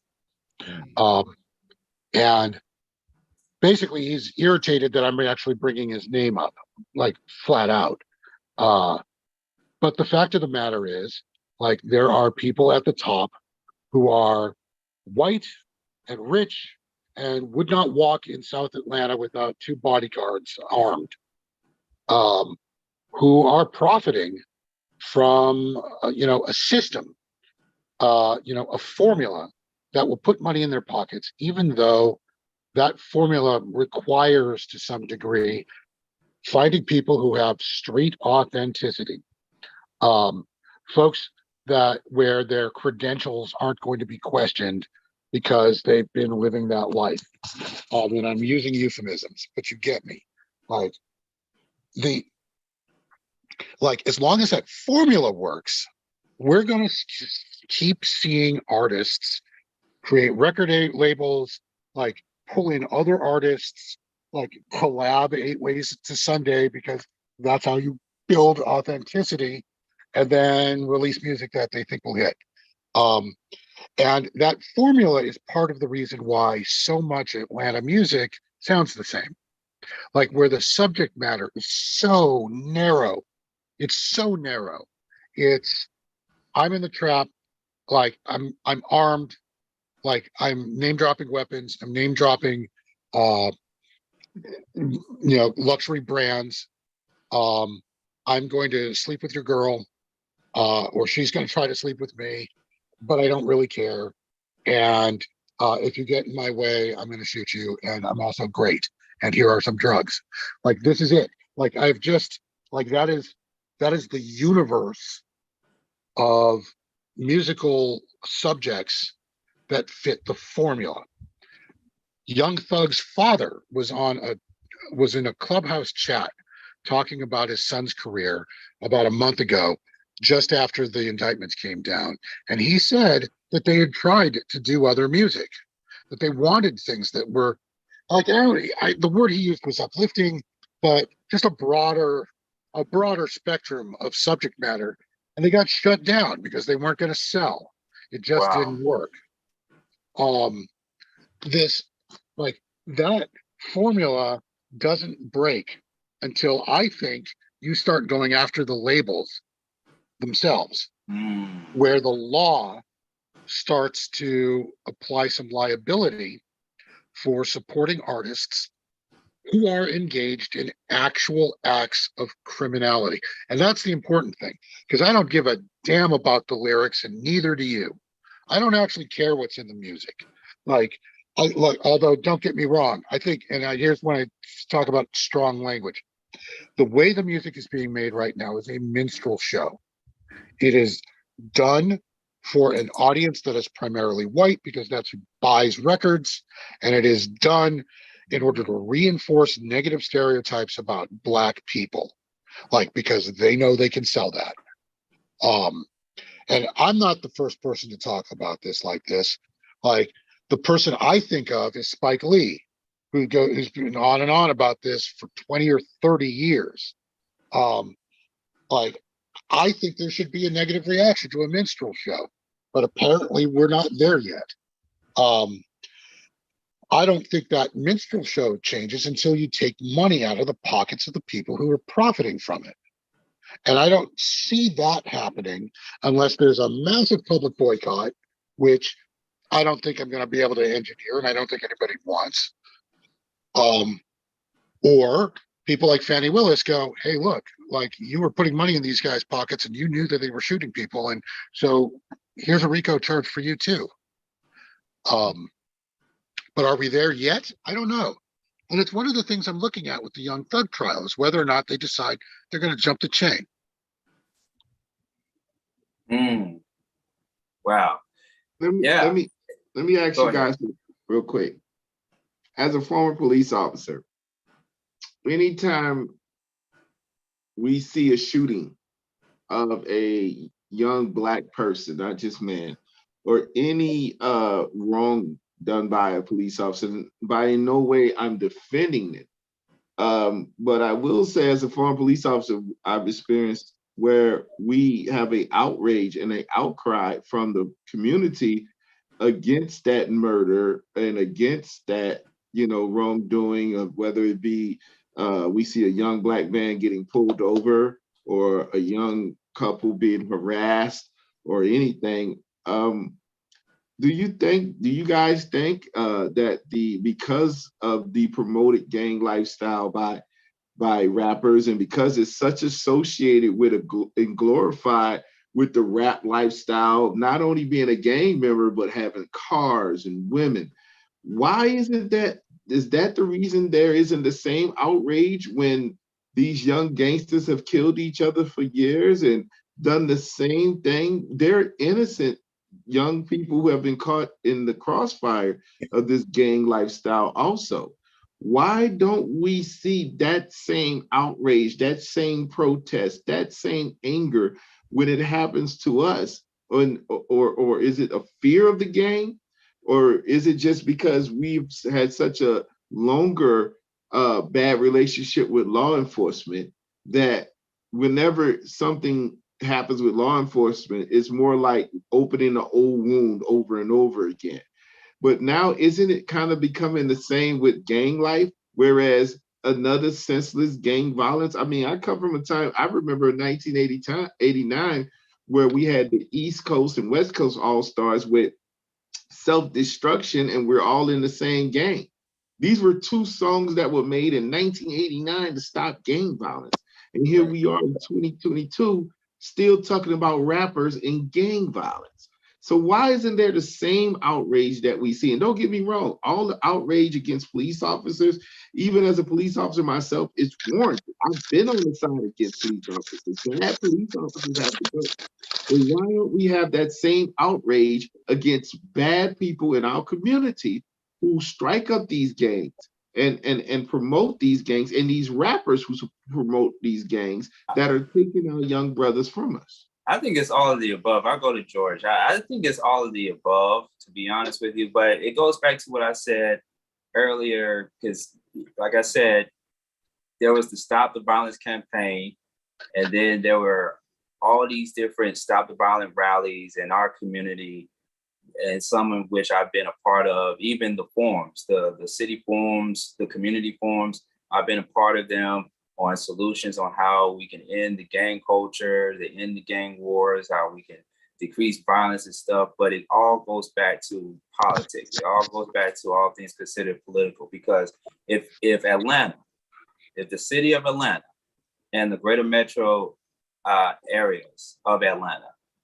if all the political leaders were white, I believe they would be a huge outcry.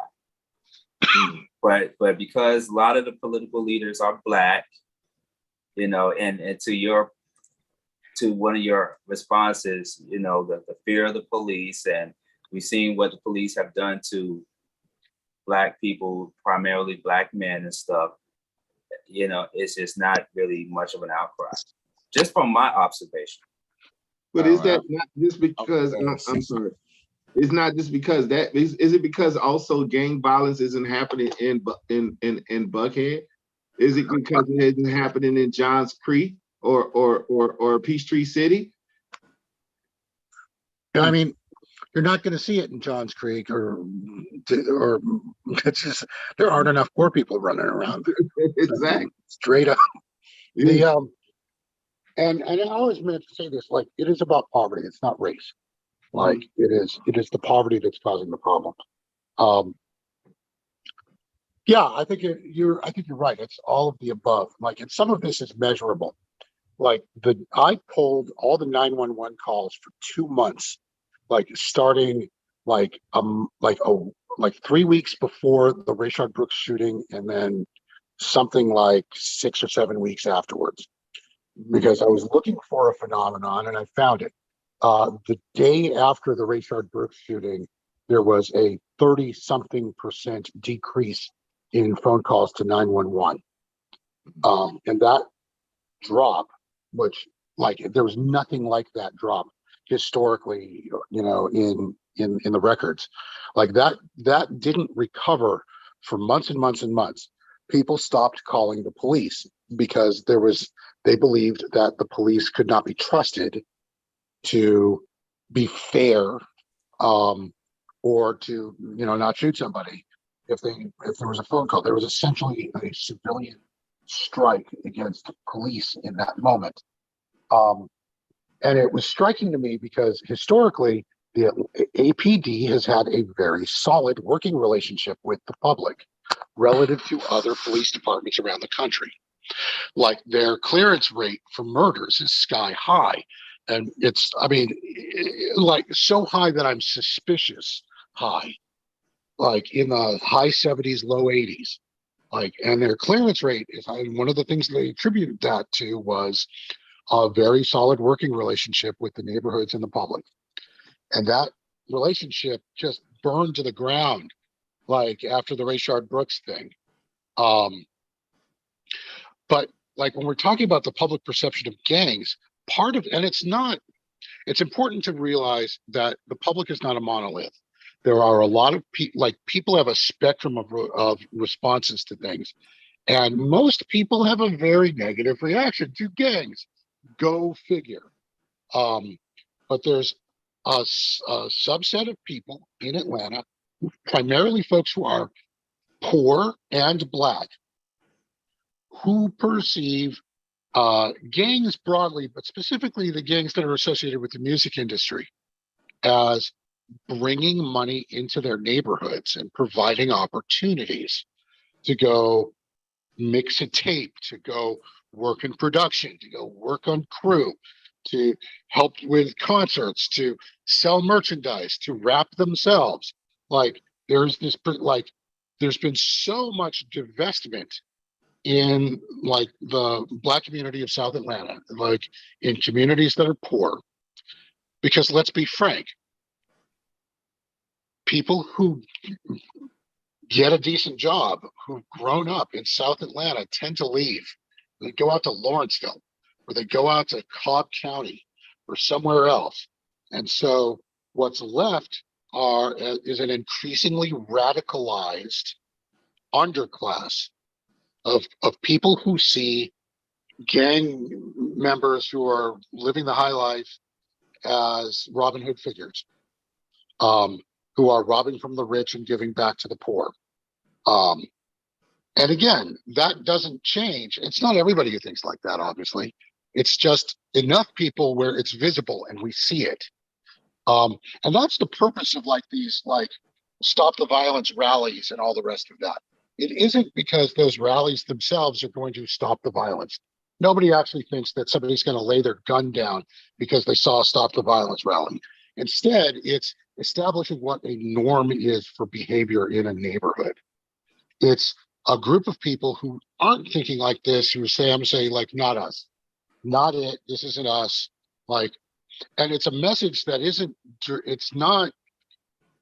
that message isn't being directed at the guys who have guns, even though that's what it sounds like. That's a message to Buckhead and Johns Creek and, points north, like to tell the people outside of their neighborhood that neighborhood does not actually condone the violence. It's political. It's very political. But again, like the attitudes around like being favorable to gangs and to the sort of gangster thing that we're seeing in music, that doesn't change as long as there are very poor people who have no obvious means of pulling themselves out of their poverty because of the way this city and this state and this country work. I mean, I get it. When I drive to work, to and from every day, there's a new building being built. There's a new condominium community being built or in construction progress. There's a new restaurant that's opening. There's a new mall that is getting ready to open up. The good, the bad is the good is hiring people. It's giving people job opportunities, right? But it's also creating communities where it's causing more and more people to move out, primarily people that are minimum wage working people that can no longer afford to live in those communities. Because when we have this conversation, you also have to tie in gentrification, right? Absolutely. And you see a lot of gentrification, like even Bankhead, it's being gentrified. I'm seeing more and more white people walk down the street in Bankhead nowadays than ever before. And Bankhead, from what I know of, from my knowledge of Bankhead, that was gang central. So we're seeing a paradigm shift of so many things that are happening, and the gang culture. And this is a question for you, George. With the gang culture being the way that it is here in Atlanta, and gentrification, because now we're in the place of our conversation of talking about gentrification, with more houses and more things being built and people moving into Atlanta. Because let's just be honest, people are moving to Atlanta every day. They're not just only visiting Atlanta, but they also moving down here as well. How would that affect the gang culture that is happening right now? Would it be a situation where the gang culture, the gang community would need to relocate to another area of Atlanta, outside of Atlanta? Or what would that look like with the overpopulation that we currently have right now? So there are two tracks here. Like the first is broad gentrification, which is 75,000 people a year move to Metro Atlanta every year. 75,000. And frankly, there aren't enough houses being built. You'd need to build 30,000 units of housing in order to cover that. And they're only at about 20 right now. We're short. We're going to be short. And that started to hit in June, like hard in June of last year. Like the average rent in Atlanta was $1,450 in June of last year. It's about $1,750 today. And that's the biggest move on record in the city ever. The people can't afford to live here. And so, like a lot of folks who are involved in street gangs that have a locality, they are going to get pushed out. And the question is to what degree they're going to be able to maintain a tie to the city, because that tie to the city provides the authenticity that they need if they're going to be involved in musical stuff. Some of these the gangs that aren't interested in music stuff, like they're going to do whatever they're going to do, and it won't actually that won't matter. They're hanging on by their fingernails as it is. That's going to remain the same. It may intensify some of the crime because people will be much more susceptible to having to commit a crime of robbery or theft in order to just hang on in the city. Like that is a reasonable conclusion to draw. That economic crimes will increase, and they had been decreasing, particularly street robbery. And I don't think street robbery is coming back. Like street robbery has been falling because people stopped carrying cash. There's no point.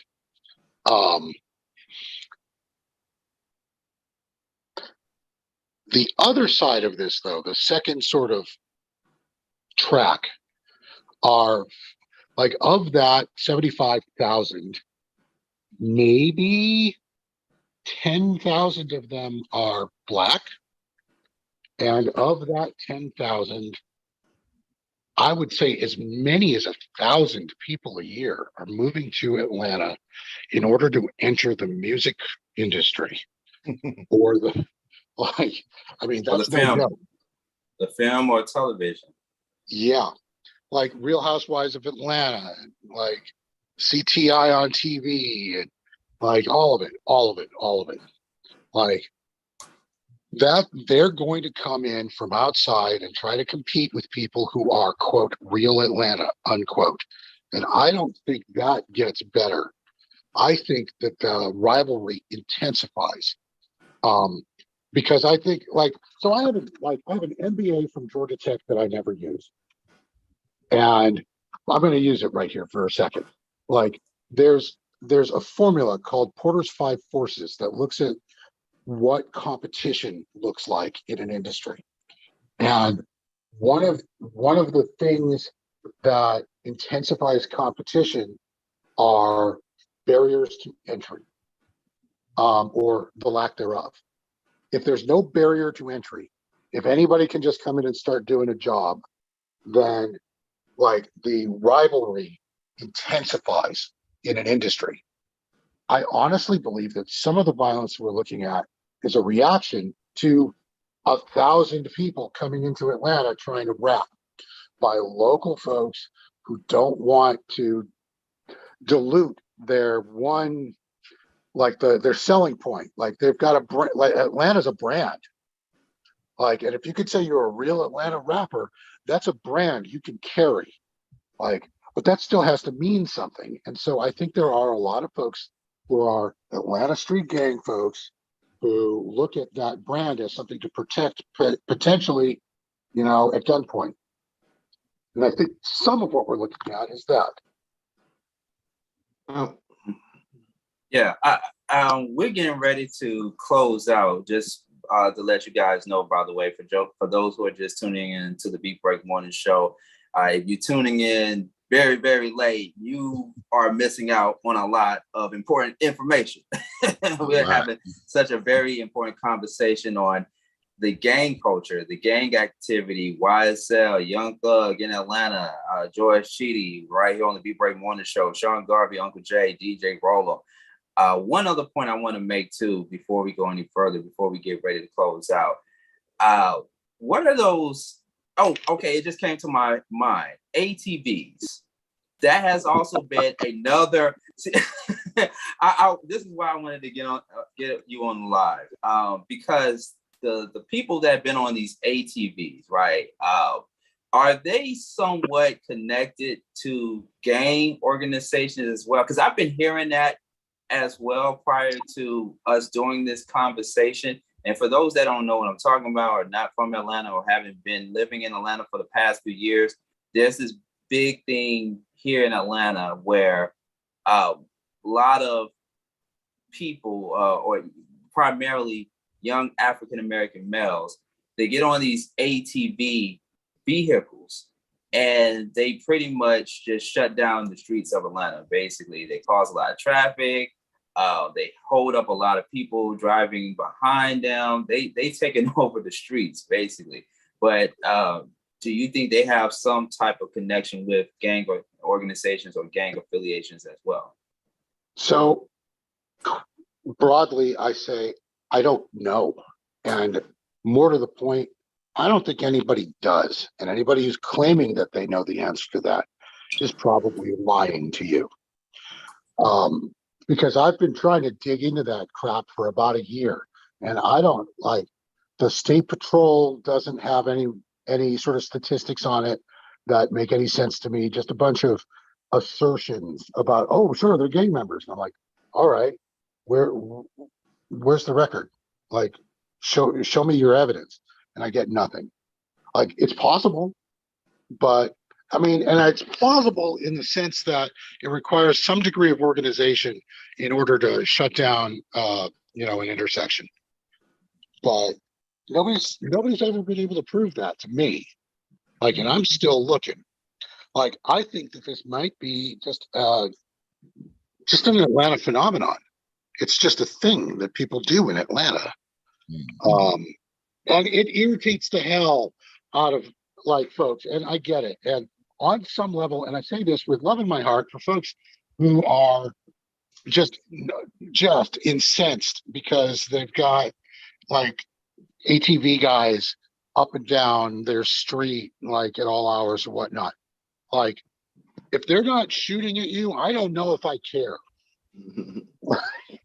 Just straight up, I'm in a state of triage here. I care about who got shot.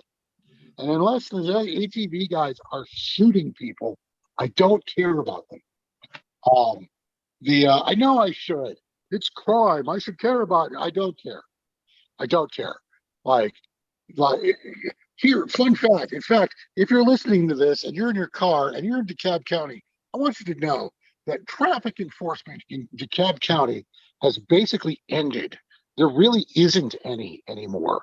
And that's because they're so short of police officers that there just there aren't enough people to go around writing tickets for speeding. Like, they do care about the ATV rider guys, but only when they think they could catch them in a group. I'm not telling you to speed to work tomorrow. I'm telling you that, in terms of priorities of fire right now, I care about who's getting murdered. And the rest of it, I'll worry about after that's done. I want to say something real quick. I have to go log off in a minute. Piggyback a little bit off what George was saying.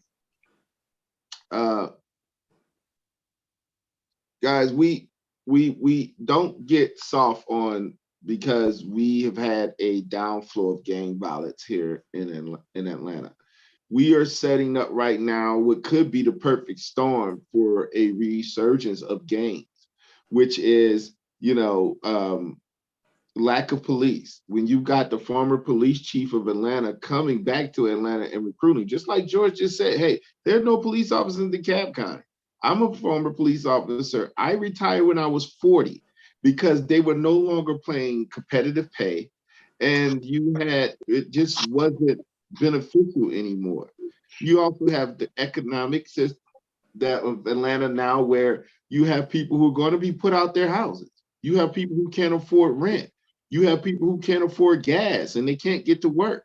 And then you have gentrification, where these people who are being put out these apartments, who are being torn down and forced into another area, and then so that these other people can come in economically and get their own house.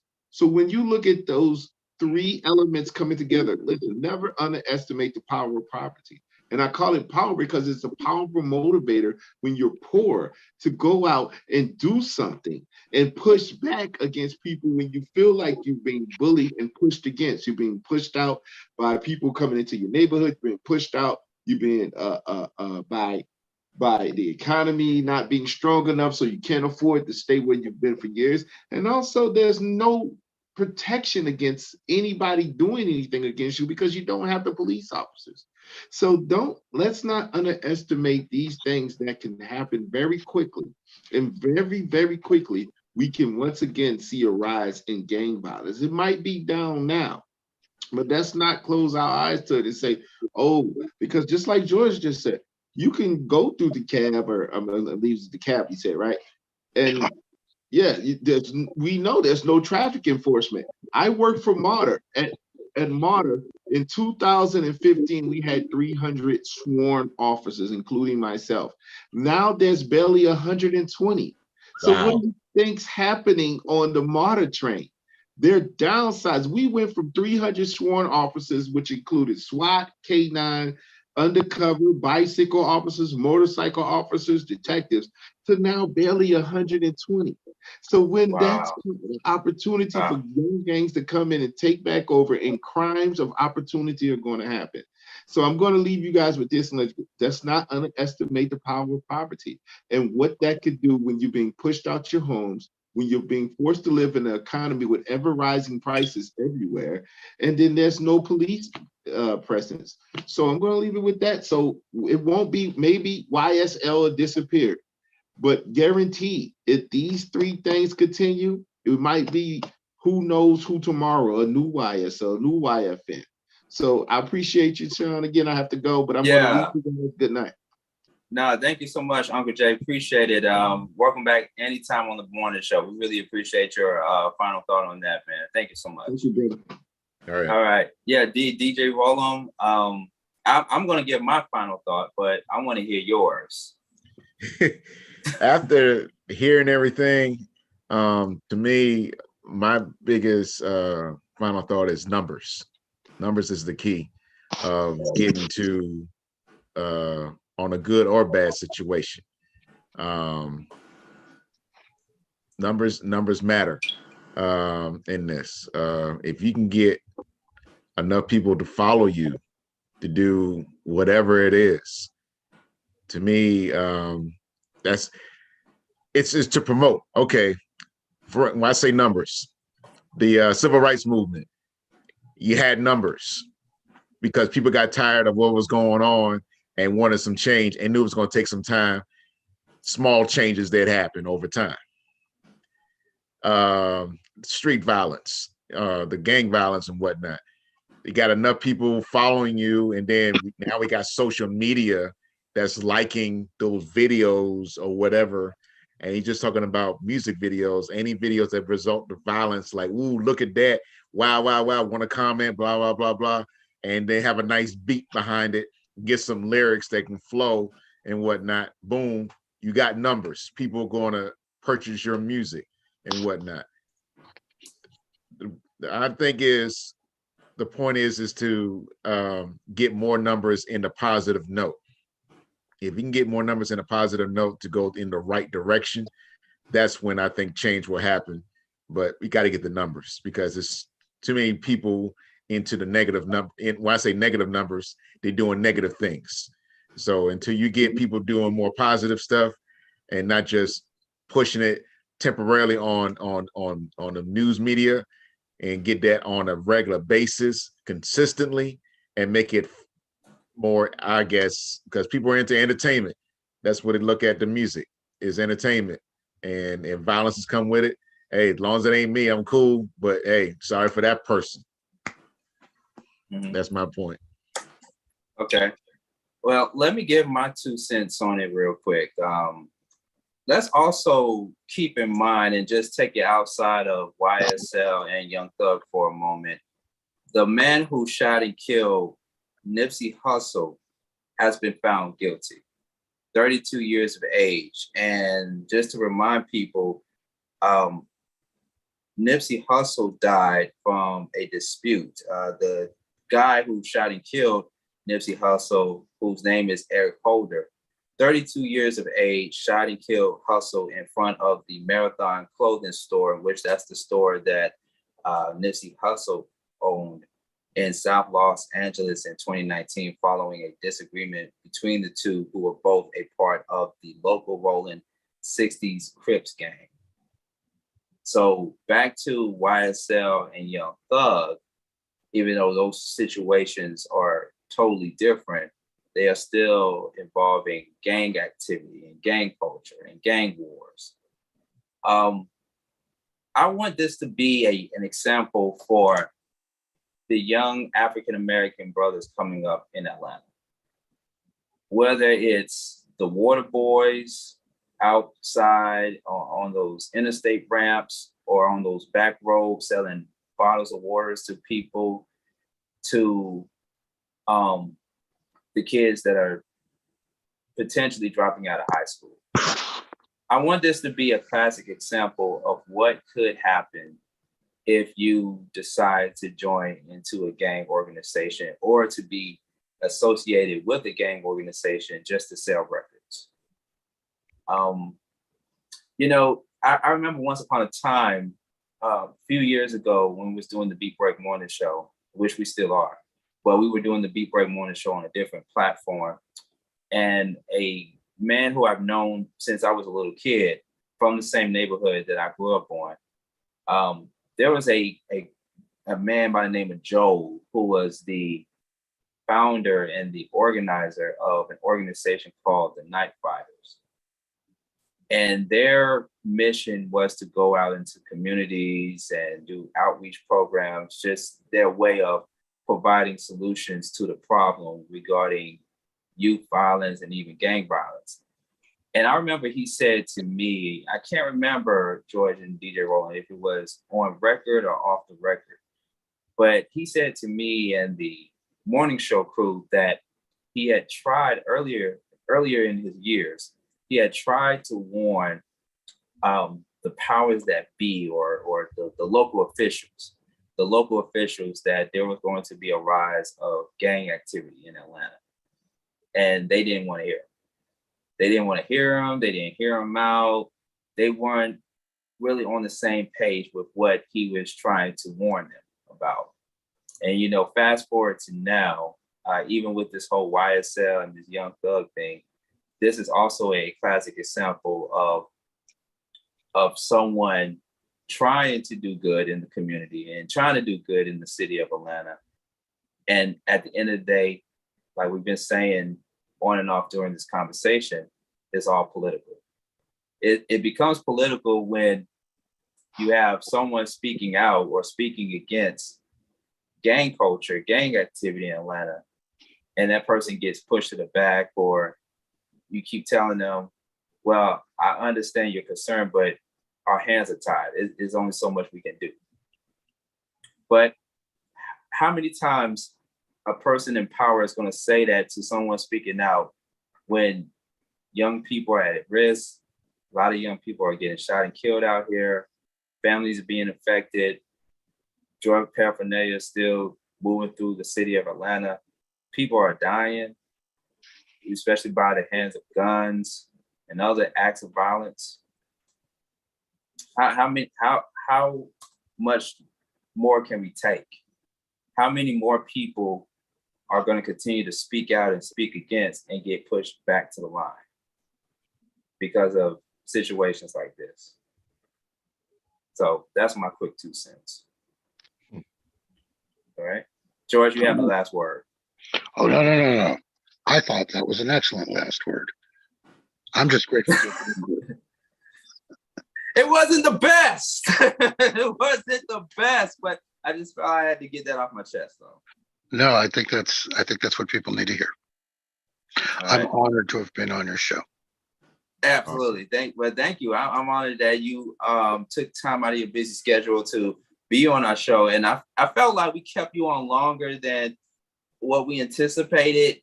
My intention was to have you on for an hour, but you have given so much vital information to us, and for us to just peel back those layers and have this important conversation for people who need to hear this conversation. Happy to help anytime. Oh yeah, absolutely. Anything else you're working on, George, before we let you go? Anything else there's you're so working much on? stuff. Oh my, my backlog is dumb. Hang on a second. I'm gonna read it off to you. Just give me 10 seconds. So the first thing is this staffing problem in DeKalb is a nightmare. At night in South DeKalb, there are maybe 6 police officers on duty for the whole South. 6 for the South DeKalb precinct. In that 8-hour shift. Just know that. That's who's on duty. There are 6 covering 100,000 people. What else am I going on? I'm trying to write a story about hospital-based violence reduction programs so that people who go to a hospital because they got shot don't get shot again. I need to find out what is going on with this nurse who is smuggling drugs into the Fulton County Jail. Because there's this question about who she was trying to smuggle drugs to, and I want to find out. I've got 8,000 different open records requests to the state on gang violence, and at some point, somebody will tell me something.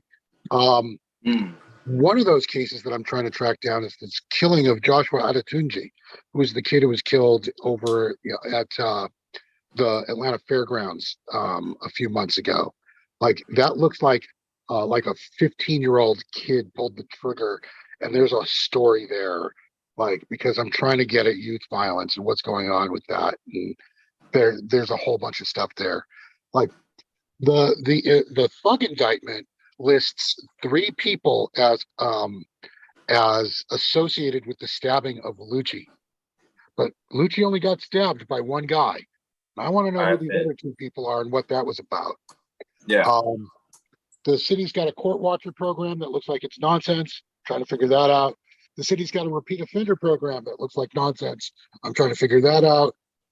Apparently, there's a branch of YSL that was operating in a prison in Tattnall County, and it looks like there was a prison gang that was using the YSL term without actually being YSL, and I don't know what that's going on. The big thing is Cop City, this training facility that the Atlanta Police Department wants to build in DeKalb County.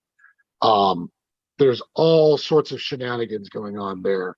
The city has started to kick its internal critics off of its boards because they just want it to happen, and that needs to be discussed. Also, somehow a probate court chief judge put money in the pocket of 21 Savage in order to get him to perform and be a guest at a Stop the Violence rally. And they pulled him in a month after he put out an album where he's talking about shooting people. And I'm trying to get somebody to explain how this elected official thought that was a good idea. Also, there was a mass shooting about a mile from my house 2 months ago, and we've basically forgotten about it. Brannon Hill, which is this condo community off of Memorial, and it's harsh. And 3 people were killed, and another 3 were wounded, and we've basically just forgotten about that. Also, there's some weird stuff going on with the backstory to the Lil Marlowe murder that I've been trying to get at for a little while. And at some point in the next month or so, the 2 Atlanta police officers who shot and killed Rayshard Brooks, a decision will be made on whether or not they're going to be prosecuted. And I've got sort of a sticky up to get it that. So that's what's on my plate. That is a lot. That is a lot. That's a You gonna need Thanksgiving dinner you and gonna then need- some. Right. Like, you know, they say I work for myself. I have a full fucking. I'm sorry, Swain. I have a full-time job. Let's just put it like that. Like, it's worth it. It's worth it. It's worth it. Like, you know, this is what it means to live a life of consequence. Is that you get your fingers in a bunch of stuff. Let me ask you really quick. Have you ever thought about doing or hosting a true crimes type of series? Oh, you're telling me something. Let me just say, I'm working on it. You're working on it. Okay. I'm working on it, but it's got to be right. It's got to be good. And it's got to be something that doesn't exploit the Black community. Or I'm not, like, that's insensitive to that. Like, you got a bunch of guys who come in from wherever else, and they're all white guys who had a college degree from Harvard or whatever. And hey, we're going to talk about urban violence today. And I just want to, like, just drown them in my lake. Like, I'm done with that. I have to say something on that. If you're going to do that type of show, please get those those retired officers from Atlanta PD, those two detectives, because they were on TV1's ATL Homicide. Oh, those guys are excellent. Yeah. Okay. All right. I will go reach out. ATL Homicide. I don't know how to get to them, but they're just awesome. They can just tell you about their, not just the actual cases, but their insight, because they have a lot of great insight of their why they were Atlanta PD detectives and everything. So it might enhance some of because of how you got the material that you have, and I know you can dig up. That would be great to have, as a guest or so on your show. That'd be awesome. That is some worthwhile advice. I will seek them out. Hey, you got it here on the Beat Break Morning Show for the first time. There it is. That's going to be a part of the bio. That's going to be a part of the story. Like, how did you link up with the guys from ATL Homicide, where it was these three goofy looking dudes on the morning show? One of them was a DJ. I can't forget the main host name. But anywho, how can anybody reach you for information or questions or anything of that nature? Can they reach out to you or? Find me on the atlantaobjective.substack.com. I'm active on Twitter. My Twitter handle is Neon Flag. All right. Well, there you have it. Well, thank you once again, George, for coming on the morning show and having this important discussion, this conversation that needed to be had, man. Hey, we just trying to do our part here on the morning show. We may not be able to save every life out there. If we can save at least one or some lives, then we've done our job, but also helping to continue with the communication, with the conversation, make it more ongoing. So we really appreciate your time, sir. Andrew. All right. All right. Well, thank you so much. Ladies and gentlemen, that was political journalist George Chidi right here on the Beat Break Morning Show with Sean Garvey and DJ Rolo. Right. Thank you. All right. Man. Yeah, it was a lot to take in. Man, I mean, between both of them, Uncle Jay and George, they spoke some stuff, and I'm like, I know we have great guests before, but this hits current home right now of everything that's going on is so well needs to be heard and hear from professionals, not just people like you and me. I know you're like basically a journalist yourself with your job, but me as a regular person, looking from a different perspective, not looking at media to get that information or reading information, they actually know it and been in it themselves, and that's a whole different perspective that we experienced this morning. And it's an honor to have them to put out like that. man, I just loved it. I just love it. Yeah, I did. You know, it was a lot to take in, a lot to absorb from just that conversation. And I will repeat, I don't come from that world, but I know some people that have came from that world. And this is a very big blow to the rap scene in Atlanta, to the music scene. So it's interesting to see what the outcome could be from this whole YSL Young Thug Gunna situation. Like they've only been in music for, it's just only been a second. Less than 2 years, Yeah. I believe. Yeah, I mean, still, it's been just a second. You know, Right. like they haven't been in the industry for a long time. Like they don't have the same, I guess, timeline as a Ludacris or as a T.I. Tip. You know, I just hate to see brothers get caught up in that. Yeah, I hate to see it. You know, that's why I say how I say numbers. You know, numbers speak, and you got to look at what kind of numbers you want to see. You know, do you want to have the numbers to say, I've done this, done that, or in a negative way or in a positive way? Numbers speak, and it's a trip. It's really sad. I still remember, because we were speaking on it, how I was offered to DJ an event, and the person said, "Are you into trap music?" It's not my favorite, but I play it. You play it anyway. You give the I people play what it they anyway. want. You know, Yeah. but do I want to do it like all night? You pay me No. right, yeah, I'll do it, but I'm Right. not a big fan of it because it's no sense to me. Maybe because of my age or whatever. But then you flip it. Somebody my age who loves trap and whatnot wants to hear all that and whatnot. And I'm like, okay, I mean, is your ears, your plate and whatnot. I personally don't like listening to it all day and whatnot. A few songs, yeah, blah blah, but come on, you know, what's the really true thing about it? And you got to have some type of enjoyment. And that's what basically music's supposed to be, is for entertainment and for enjoyment. But then some folks are taking it to a whole nother level, and it's been done for years. You know, it's telling stories, and people trying to live out those stories in real life and whatnot. One thing is to rap about what you have seen and what would you have done different or whatever to actually participating in it. Now, the thing about it is, and a lot of folks are saying this, even my wife has said this, how you gonna have them stick those charges with words and no evidence they were actually there at the scene of the crime? There's no evidence, no DNA, no anything. It's just you can words. you can't say that you can make the same argument for Mike Vick.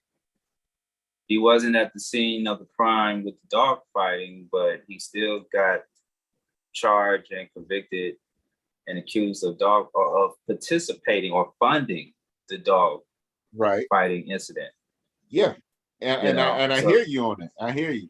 It's just that money speaks. With what you say about Mike Vick, the money was there. They can trace the money back to Mike Vick. These words are in a song that made money, but it wasn't words to say that I was there per se. That's all. I see what you're going with that, but that's what I mean by that. Right. Yeah. Well, man, it's a very, very sticky situation. Yeah. Not just only for Young Thug and Gunna, but for their families. Yeah. For their families, for their friends, for people who are in Young Thugs and Gunna circle. You know, it's a very huge blow, man. But it's a conversation that needed to be had. It's a conversation that needed to be had. And I wanted to also make sure that I talked about gentrification. But you know what, though? Another thing, too, is which we missed out on talking about in the conversation is the people moving from the public housing in Atlanta. into the neighborhoods, into suburban Atlanta. I call it suburban Atlanta. Mm-hmm. You know, and when they tore down the public housing, tore down the projects, the epicenter of trap. That's what I call the epicenter, the epicenters. Let me put an S in there. The epicenters of trap. I mean, Tegwood Homes, Carver Homes, Bowen Homes. Yeah, all that is You know, the source of it and whatnot. But you know how our guests were, you know, especially Uncle Jay, right? Uncle Jay. Yeah, he was talking about Cleveland Avenue. Cleveland Avenue is still going to be run down until gentrification really sets in. It's not in the movement down there yet. You were mentioning Clayton County earlier in the show. Clayton County made changes, and I saw those changes personally as a teenager in the mid '90s because I saw how the school system was. School system is the source of how an area is going to look and whatnot. And a clear example is how Mount Zion High School in Clayton County used to be the go-to school in Clayton County. Now it's one of the worst high schools in Clayton County.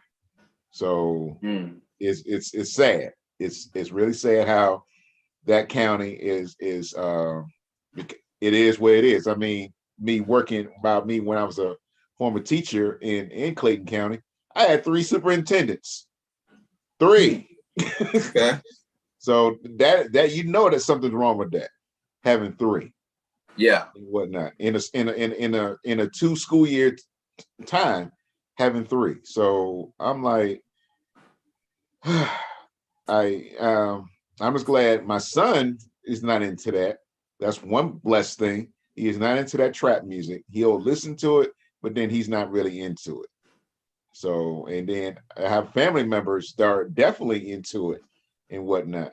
But it is what it is, and numbers work.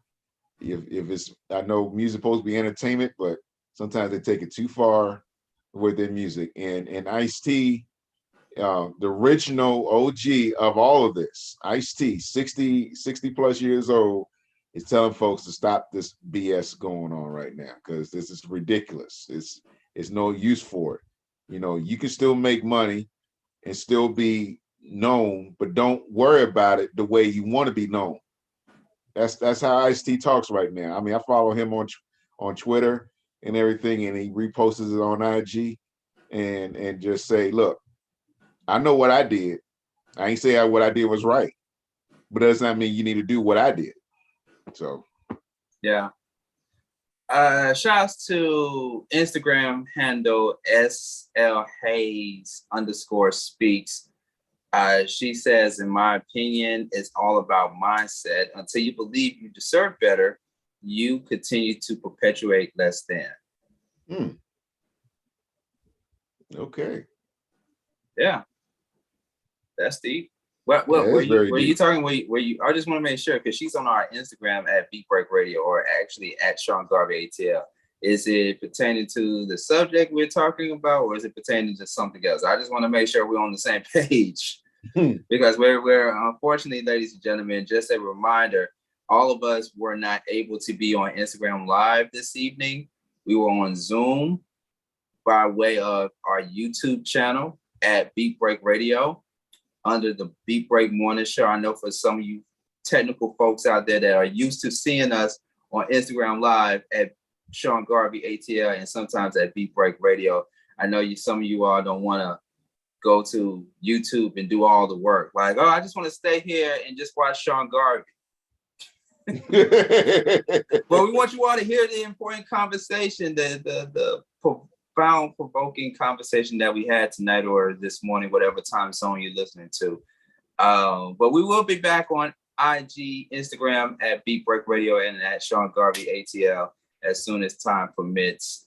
We decided to go live on YouTube this evening to have this conversation with Charles. I'm sorry, not Charles. George Chitty. I don't know why I said Charles. He looked like a Charles. No offense. No offense. But anywho. Okay, man. Before we get up out of here, wait a minute. Oh yeah.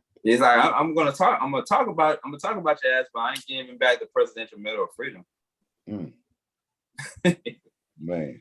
I'm just saying. But another person who has received, may not been the Presidential Medal of Freedom, but did receive the Nobel Peace Prize, the late and great, one of the best civil rights leaders of our history, or the best civil rights leader of our history, for those that may agree to that. Dr. Martin Luther King Jr., a letter from Martin Luther King Jr. debating use of the N-word up for sale. Believe it or not. The letter from Dr. Martin Luther King Jr. was held in a private collection and is reportedly on sale for almost, get this, drum roll? No drum roll? Okay. $100,000. $100,000. $100,000 for a letter of Dr. Martin Luther King Jr. debating the use of the N-word. I thought it would be more than that. I thought it would be more than that too, but it's up for $100. So the document was reportedly kept in a private collection until recently, but is now for sale via Moments in Time. While the site states the price is available on request now, this is according to TMZ. TMZ reports the letter from Dr. Martin Luther King Jr. has a price tag of $95,000. Man, of using the N-word. Mm-hmm. Yeah, Man. using the N-word. Yeah. So this was around the time when Dr. Martin Luther King Jr. was corresponding with William A. Bennett, addressing points raised in their previous exchange regarding, quote, racial appellations. Did I say it right? Appellation, racial appellations, or the terms used to describe Black Americans. Ooh, boy, I don't like that price. 100,000. And watch some white person. I'm sorry, I got into my feelings. Got into my feelings. I ain't gonna say nothing. Yeah, just 100,000 up for sale. So if anybody wants to buy that letter, that's how much it costs. Yeah, so I hope it goes more than that. Is that an auction? Let's see. According to my sources, let me pull the story back up. One person said on IG that that's all. That's all. That's all? 100,000? Yeah. Question mark. Oh. That's all. Let's see. It is. Let's see. I'm looking for it right now. Who's this calling me while I'm at work? Okay. So it is. Well, here's what we know. It is being auctioned on a site. On a website. That's understandable. Yeah. It's that's the lowest price. It's Moments in Time. So Moments in Time is a online auction site. Moments in Time. All right. So I hope that's the lowest and whatnot. So hopefully it should go up another. I think it should be in the millions, at least the low millions, in my opinion. This is his handwriting, his wording, and whatnot. It needs to be in the millions, low millions. I'm saying like 2 or 3 million. Mm-hmm. Not no. Yeah, it needs to be like it needs to be in the millions. Yeah, that's just my opinion. Yeah, because I mean, we're talking about a prolific, iconic civil rights leader. Right, with his handwriting. This is not like something they just recorded. It's not like an audio thing. This is an actual something from his hands, from his brain onto paper and whatnot. Yeah, that should be in the millions. Yeah. So once I find the site, because I'm trying to find the site right now. Once I find the site, I may just post it on the beatbreakradiofm.com website page. for you to check it out and see. Cool. Once I find the site. But I don't believe anybody's gonna go to the site anyway for 100,000. Come on now. Yeah. But yeah, so last but not least, in your 411 Wire, Dr. Dre went nuts and produced 247 songs during the pandemic. 247 47 songs? songs, yes. 247 songs. That's how bored some people were during the pandemic, DJ Roller, especially for Dr. Dre. Well, he has a home studio, so that's not surprising and whatnot. I wanted to know when he produced those songs, who's on, I would say, 50 of those tracks. Yeah, and some of them, if not a lot of them, are unreleased tracks or tracks you could look for or surface on the website, on YouTube, on the internet. Mm-hmm. If it gets leaked, because it depends on who leaks it out. Right, that part. Mm-hmm. Yeah, he recorded over 250 songs during the pandemic, and all of this happened while he was going through his high-profile divorce, with Nicole Young, and even recovered from a brain aneurysm. Wow. Oh, yeah, that's right. He had You remember aneurysm? Yeah, that brain aneurysm. Mm-hmm. Wow. Man, that is... Woo. Yeah, man. Yeah. So he said in the interview, and let's see. Yep. He said in the interview recently that, let me scroll down here. My Wi-Fi is still acting up, ladies and gentlemen. Shoot, if y'all not gonna put down $100,000 for the Martin Luther King Jr. speech, y'all need to give me $100,000 so I can get better equipment here in my studio, so that I won't have slow Wi-Fi. Right. Yeah, he said in a recent interview that I did 247 songs during the pandemic. Then we paused, did a whole album with Marsha Ambrosius. That blank nutso, that's crazy. So Dre, does that sound like a Chronic 3 coming out? Man, I think that the Chronic was, to me, that was Compton. You said the Chronic 3? Chronic 2, Chronic 3? Oh, yeah, the Chronic 3. That was Compton. To me, it was. Yeah. So, man, yeah, imagine you doing 257 to 250 songs in the studio during the pandemic. Well, we couldn't do 250. I mean, we probably could have, but we couldn't do 250 episodes of the Beat Break Morning Show during the pandemic. No, but guess what? Think about this too. Think about Tupac back in the day. He had a lot of unreleased music. A lot. And another person I think of is Prince. Prince just put out an album back in April. So, it's possible to do that, because all you gotta do is have a bed, have a refrigerator, have a bathroom. You good to go, and you can do everything in their studio. Yeah, and not have COVID. And not have COVID. Yeah, or at least try not to have COVID. Right. Because if you have COVID and you're sick, that can also affect with your artistry.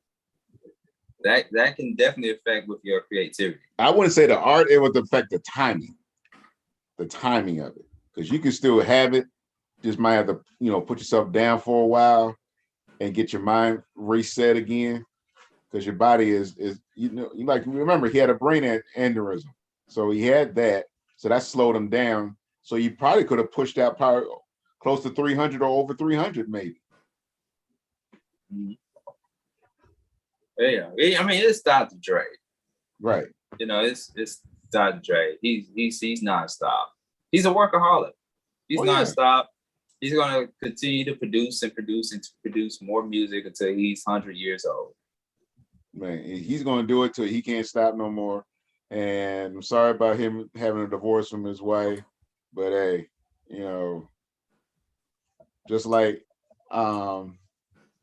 we I'm not saying this is going to happen with my wife or anything, but when you marry somebody who's in the entertainment and on a high level of entertainment like that, you got to expect certain things. So Yeah, man. Yes. But yeah, so this has been your hot 4-1 wire right here on the Beat Break Morning Show. And we're going to go ahead and close out the show. All right. We're going to go ahead and close out the show. I'm getting ready to jump off of IG since it's only been me solo dolo on IG. I've been the only one on IG tonight. But like I said, folks, we will be back. The entire morning show crew will be back on IG Live as soon as time permits. We will be back next week, but I think we're going to be back on YouTube via Zoom next week because we do have another special guest that requested to be on Zoom versus Instagram. All right. So, I mean, hey, everybody choose differently. What do you all want me to do? What do y'all want me to do? But y'all can still watch us on YouTube at Beat Break Radio and look us up, the Beat Break Morning Show. Oh, by the way, too, because I really got to start pushing this a lot more. We need your money. Let me not say it like that. Please donate to the cause, ladies and gentlemen, to the Beat Break Morning Show. Cash App us, $reach #1 communications. If you like the content, if you like everything that we're doing, if you like the conversations and the guests that we bring on to the show, donate to the Beat Break Morning Show. Cash App us, reach remix, reach #1 communications on Cash App. You can make a donation. It can be as small as $1. Not a penny, $1. We can accept Bitcoins and cryptocurrency too. Mm-hmm. We can start accepting those as well. But yeah, $reach #1 communications. Also, check out the Beat Break Morning Show on our affiliate stations and our syndicated stations.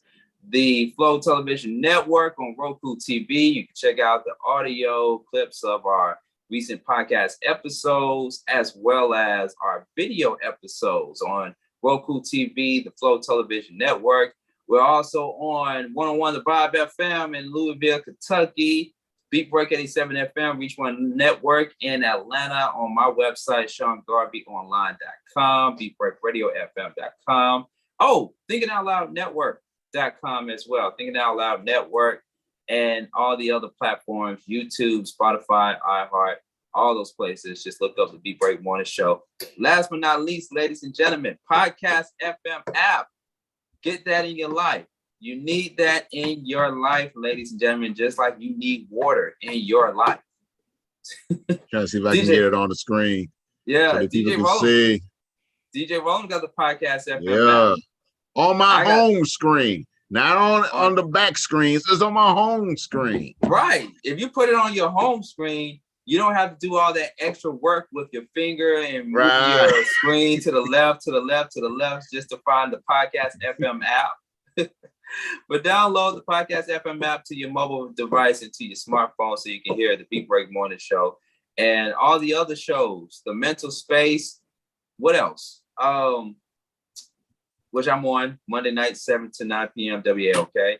BB Mobile Apps Podcast. We are relaunching that show soon. And a few other shows, syndicated shows as well. So yeah, follow me at Sean Garvey ATL. Facebook, Sean Garvey, Twitter, Instagram at Sean Garvey ATL, and at Beat Break Radio. We're everywhere, ladies and gentlemen. We also have a Podcast FM app. I'm giving out too much information, DJ Roland. I'm giving out too much.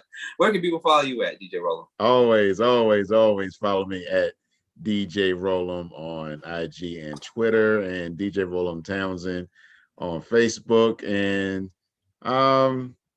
just got a gig in another week or so to be doing a 50th birthday party at a casino. So, likes the sound of that. Likes the sound. Yeah. Also, too, if you're in the Clayton County area, and I know we're still in the midst of summer, and I know y'all enjoying your kids being at home, eating up the AC and eating up all the food and whatnot.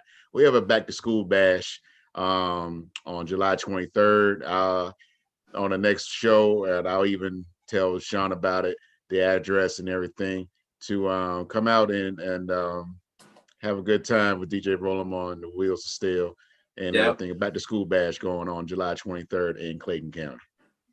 Love it. Love it. What's the date again? July 23rd. July 23rd. What time? From 10 a.m. to 2 p.m. 10 a.m. to 2 p.m. All right. So make sure you jot that information down and take advantage of that, because kids need those back to school supplies, ladies and gentlemen. So if you do not want to waste all your money, especially with the gas prices being high and the way that it is, save up that money and go get you some free back to school supplies. There you go. All right. Well, until the next time, shout outs to Star Kells and Mr. Moody. Shout outs to our special guest, George Chidi from Fox 5, The Next Atlanta, all those good stuff, man. Political journalist George Chidi for coming on the morning show, including Uncle Jay, our special guest host for the morning and for the evening. So until then, we'll talk to y'all later. Yep. All right. We out. Peace. All right. Shout outs to my Instagram folks out there. We are now done with the morning show. Thank you all for tuning in to the Be Brave Morning Show on IG. Let me hit I'm still trying to learn this whole YouTube Zoom thing. Okay. There we go. We stopped recording. We stop. Okay. Yep. Stop recording. Yep. We start recording. All right, man. It was great to be back, man. I miss it. I miss it, man. That was a phenomenal show, man. Great show. Great information, man, from those two guests, man. I'm like, wow, you just don't hear that all the time. You can't get that from the regular media. You can't always read it. It's when you hear from the source that's actually in the field doing it and getting information and researching it. Man, yeah. Wow. Oh, can you? I just want to know, by the way, because we have some listeners watching us, because we're doing a bit of experimenting. And can you hear the audio on Instagram, by the way? Because for some reason, but what I'm doing is a little bit of experimenting here, and I got a splitter in which I'm connecting one cord into my smart device, my mobile device, to see if the people on IG can hear us without having to go to YouTube. So if you can hear the audio, via IG, let me know. And if you can, give me a thumbs up. If you can't, give me a thumbs down. If you can hear the audio through IG, let me know. And if you can, give me a thumbs up. If you can't. Now, DJ Roll'em is, as you can hear, it's a delay there in the background. I can hear a delay. I can hear it, but I don't know if I can hear myself. That's the thing. It's kind of hard if you can hear me. Okay. Yeah. Hayes say she can hear you, DJ Roll'em. It was hard. Oh, she can. Well, I don't know if she was listening to us on YouTube or not. Okay, ask her because you're looking at the names. Like, okay, what's the name? Her social media. Her social media. I can't. Oh, so she can't. Okay. He's more okay. I'm faint. Oh, I can't help that now. Well, either way, I mean, you can hear us. You can hear us. So either YouTube or through Instagram. Whichever works, whichever you can hear better. You're listening on IG. Okay. All right. Oh, Okay. she listening to us on IG. All right. Yeah, listening to us on IG, Instagram at Sean Garvey ATL. All right. Just a little experimenting that we're doing. One day, not hopefully, if it's not in the next few months, definitely in 23, we're gonna move and add another line of broadcasting. We're gonna add Twitch to this. Twitch. We're gonna be on Yes. Twitch. We're gonna be on Twitch. All right. Just telling you. Once I We're really gonna get switch that to Twitch. Yeah, when I get that down, that'll be another way. I'm just telling you, Twitch. Twitch. Yeah. Y'all be on the lookout for that. Twitch. Yeah. All right. Okay, it's S. Lonnie. All right, Shanta, S. Lonnie. You got so many names. Dang. I'm just messing with you. Network King. I sent you a DM, by the way. Sir, I sent you a DM. Just let me know when you want me to come on your platform to chop it up. I'm working on getting a DJ from Twitch. Hopefully I can go and DM her and ask her to be on the Beat Break Morning Show. So I already know who it is, and I definitely want to have her on the show because she's live, man. She's great. Okay. She's great.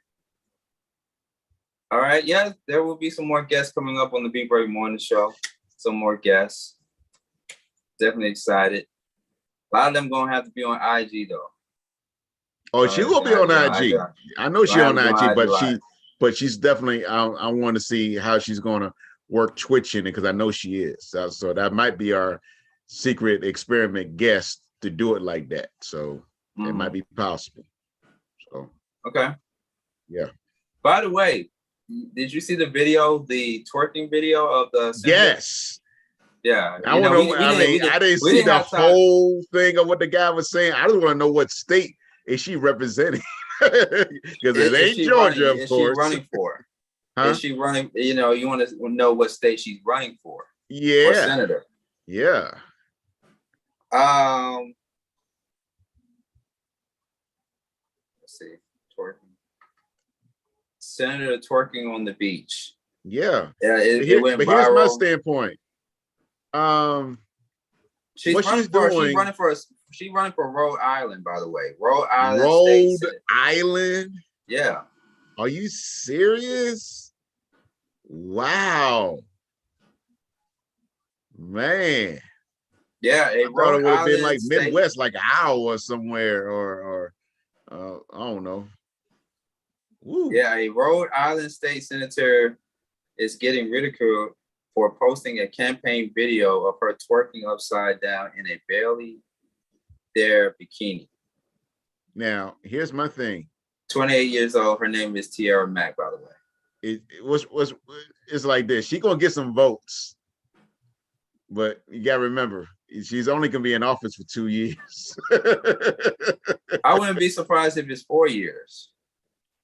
I mean, I'm thinking 2 because they voted her in, and if she don't produce, like, okay, all right, you had your fun, time to get you out.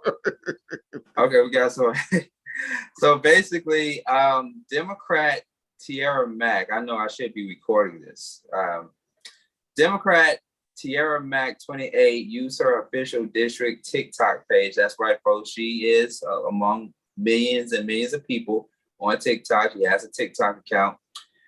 She used her official district TikTok page on the 4th of July to post the saucy clip of her shaking her booty, or in other words, twerking, while in a headstand on a beach. Yeah. So when I saw the video, senator didn't come to my mind. I didn't know she was a senator or running for a candidate, or a candidate. I didn't know she was in some type of political form. I just thought she was another woman that's putting out thirsty trap videos and pictures on social media. I didn't know what the woman's background was, because I see those kind of videos every other day. I'm always seeing a woman in a bikini. You got to remember, people, it's hot girl summer. Mm-hmm. We're in the what is it? July 6th going on July 7th. It's still summer. It's hot girl summer. So I'm coming across videos, whether it's on Instagram, Facebook, TikTok, women doing their thing, bikini, twerking, living their best life.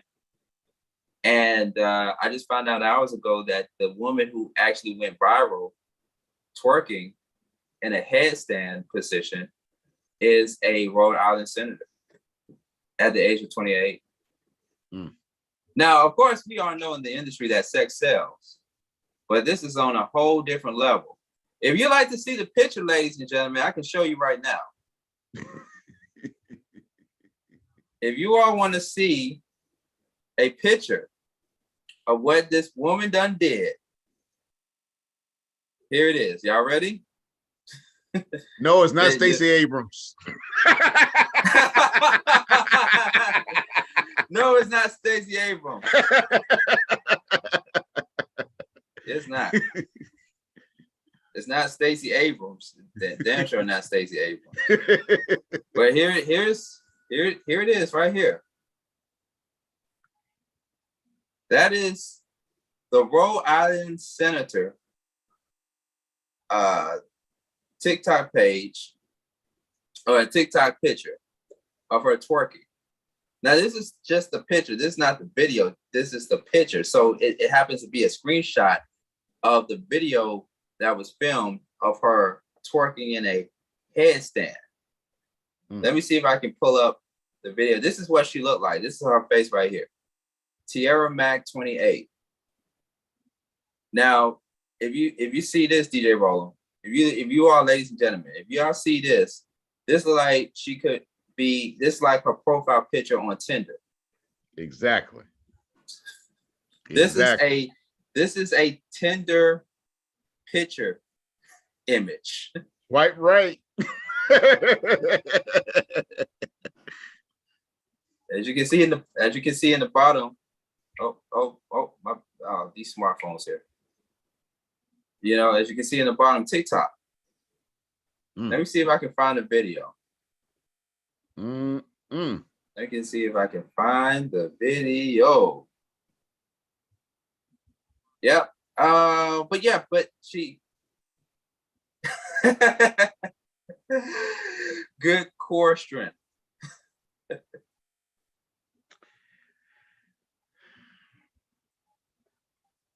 That's Lonnie said good core strength. Yeah. I'm assuming that she took some acrobatic classes or something. But yeah, she's been getting a lot of backlash. She's been getting a lot of backlash from people after seeing the video that went viral.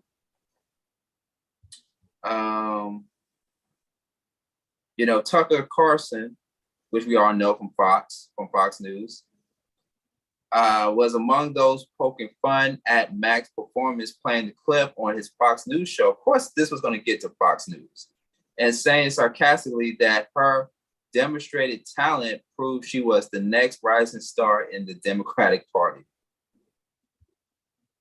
He says, quote, "We saw Tierra Mac head in the sand twerking, and we thought, man, that's the Democratic Party," end quote. Okay. With that being said, show the committee the January 6th hearings on y'all channel, and then I'll start believing y'all. Fox News. Can't make this up. Right. Can't make this up. This is another picture of her right here, which could also be, let me show it to DJ Roland because he hasn't seen it. Ooh. This also can be seen as a Tinder profile picture. Yeah. But I mean, that, we do live in the world where everything is starting to be more acceptable now. I mean, look. Everything is starting to be more acceptable now. I don't see anything wrong with your own page as long as you don't use campaign funds to do certain things. That's all I say. It's nothing illegal. She could have been out with some girlfriends, and hey, why not capture a shot? You know, But what if it was? sometimes you got to take it to the next level at times, but it's nothing illegal, nothing like that. Does not affect my brain. I believe this is what needs to be done in our community, our state, and whatnot. So why not? But Sarah Palin, her picture went viral after a photo of her in a USA bikini, red, white, and blue bikini, holding a gun. See, that she did wrong by holding a gun. Now, I ain't a big Sarah Palin fan, but that's a nice looking white woman. So I'm just saying. I did not hear that. Yeah. So is this her professional page or her? It was on her unofficial TikTok page. She's on TikTok? Yeah, she's on TikTok. Sarah Palin's on TikTok. No, not Sarah Palin. The young woman that we just I thought you were talking about Sarah Palin. I'm like, whoa. I wouldn't be surprised if Sarah Palin was on TikTok. You know, everybody's on TikTok these days except for you and I. Yeah, right. And I'm still pondering about it. Once again, this is her district TikTok page. Her guess who's on TikTok but doesn't post anything? Take a Jay-Z. Jay-Z. Beyonce. No. Oh, well, I'm done. Tanya. Oh, okay. I thought you meant somebody that not famous. Not world. famous. You know, somebody that you know. And I'm like, wow, she's on TikTok. Yeah, doesn't post anything. So what would you say if Tanya did this? What would you say if Tanya one day went on TikTok and did this? All right, whose attention you trying to get? That'll be my only question. Whose attention you trying to get? That'll be like you'll be like one night you'll be like, hey man, listen, I can't do the morning show right now. I can't do the morning show tonight, right? Because me and Tanya gotta have a conversation. Yeah, we gotta have a serious conversation. A serious conversation that's going to be ending in a lot of good, happy faces. Let's just say that. That part. Yeah. Wow. But yeah. Tiara Mac, I gotta find the video. Let me see the video. I'm gonna show the video. Show the video to our IG people real quick. Don't log off yet. Don't log off yet. I forgot to bring this up. Well, I didn't forget to bring this up because we had to talk about some important matters. We did not mean to make the show, even though our show is more comical, it's a comical based show. We wanted to touch on something a bit serious tonight because, you know, it's one of those conversations that need to be had. So. You know who've been great to be on here? He probably would have had some sense, but made some funny stuff on here. Mr. Moody? No, Preacher Man. Preacher Man. Oh, Preacher Man. Man. I haven't. He can make something funny out of something serious. Of course. He's like J.J. Walker. All right, here's the video, bro.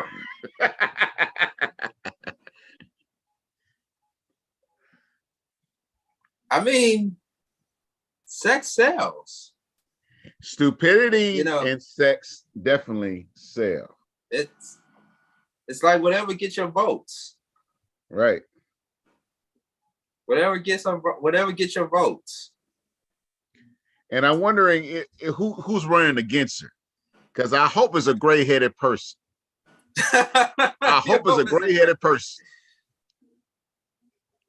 because they're getting tired of seeing that gray-headed person in the Senate, because that's about 80% of the people in the Senate got gray hair.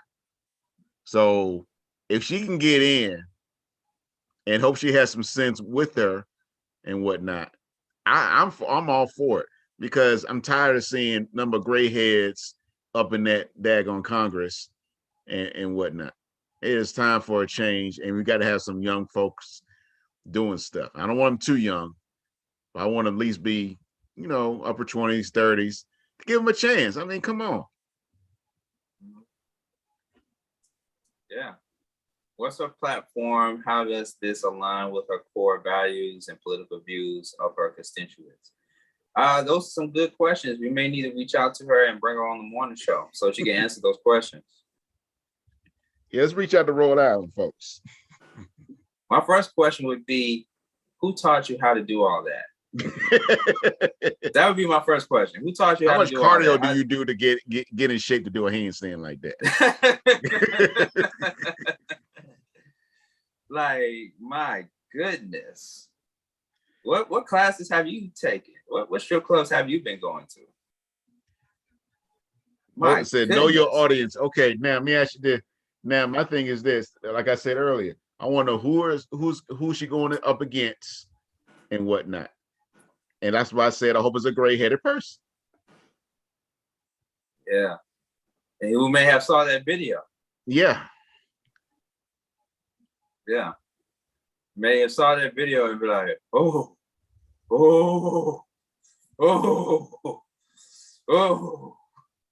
that's yoga. Whoa. Okay. Hey, I only been to one yoga class and I never seen anybody do that kind of dance now. Yeah. I never seen anybody do that. Hey, good. Shoot. I went to one yoga class. So you must know how to do yoga then. That was when I was with my ex at the time. My ex invited me to one of her yoga classes. And yoga is not as easy as what people think. Oh, no, I know it ain't easy. No. It's not. You got to be very, very flexible.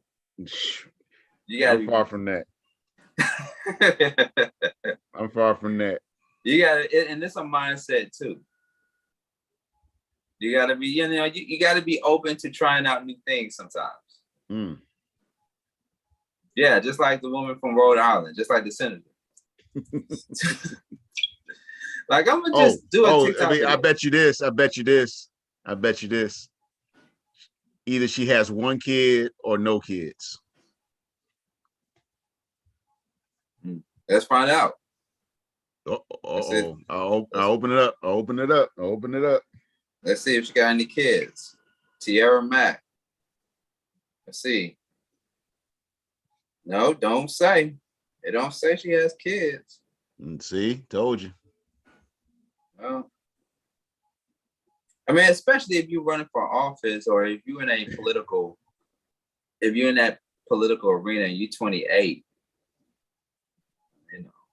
having kids around that time and you being in that profession that you in, that ain't gonna work. Mm. Yeah. So I don't know, man. I mean, we shall see. We shall see if she is able to get the votes that she needs to. Can't wait till November. Yeah, I mean, not only that, so wherever she did, she got into if they had a primary, she beat that. So now we just gotta wait in November. Yeah. Gotta wait in November, man. Yeah. Jeez. In the meantime, you can just keep watching that video over and over and over and over again. until November. We can't be a dual state resident, can we? I wonder if it's still on her Instagram page. I'm going on her Instagram right now. Oh, you're gonna start following her too? I don't know. I don't know her like that. Tierra Mack. I just want to see if she still has it. I just want to see if it's on her Instagram. Mm-hmm. No, no, I don't see it on her Instagram. Hold on. But it's on her TikTok though. It might still be on her TikTok. It may not. All right. Peace out, Ma. We'll talk later. All right. Yeah. Now this is what her Instagram page look like. This is okay. This is what her Instagram page look like. Looks nice. Looks nice. The guy. Nah. Senator for Rhode Island District 6. Yep. This is your senator. For all my people out there in Rhode Island, this is your senator. I don't think they're gonna be disappointed. Yeah, well, shoot. Especially seeing that video on TikTok. There's only a few that wouldn't be disappointed. But anywho. Yep. All right, y'all. I'm out, bro. We're out. Thank you for tuning in. Catch y'all Yep. next week on Wonderland Stoke Show, 10 a.m. to 1 p.m. and on the Mental Space Monday. Oh, Monday. Tune in Monday night, 7 to 9. Alicia Bridges, Troy Vaughn, the third, aka Trey Amazing. We're talking about how to come out of a situationship to be in a relationship. I like the sound of that. 7 to 9 p.m. Monday night, the Mental Space. Tune in. It's going to be a hot show. And then I have another topic too. It's going to be controversial. Now y'all know your boy Chris Rock is dating a white woman now. The topic question is, are black women driving black men to date white women?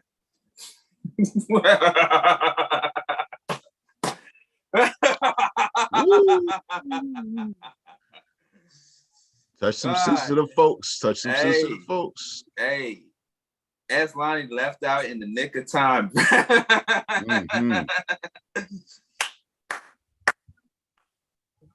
I'm just saying that's gonna be one of our. I think we're gonna save that topic for the Beat Break Morning Show when we're on IG Live. All right, gotcha. All right, y'all. We out. Headphones going down. See ya. All right. Yup.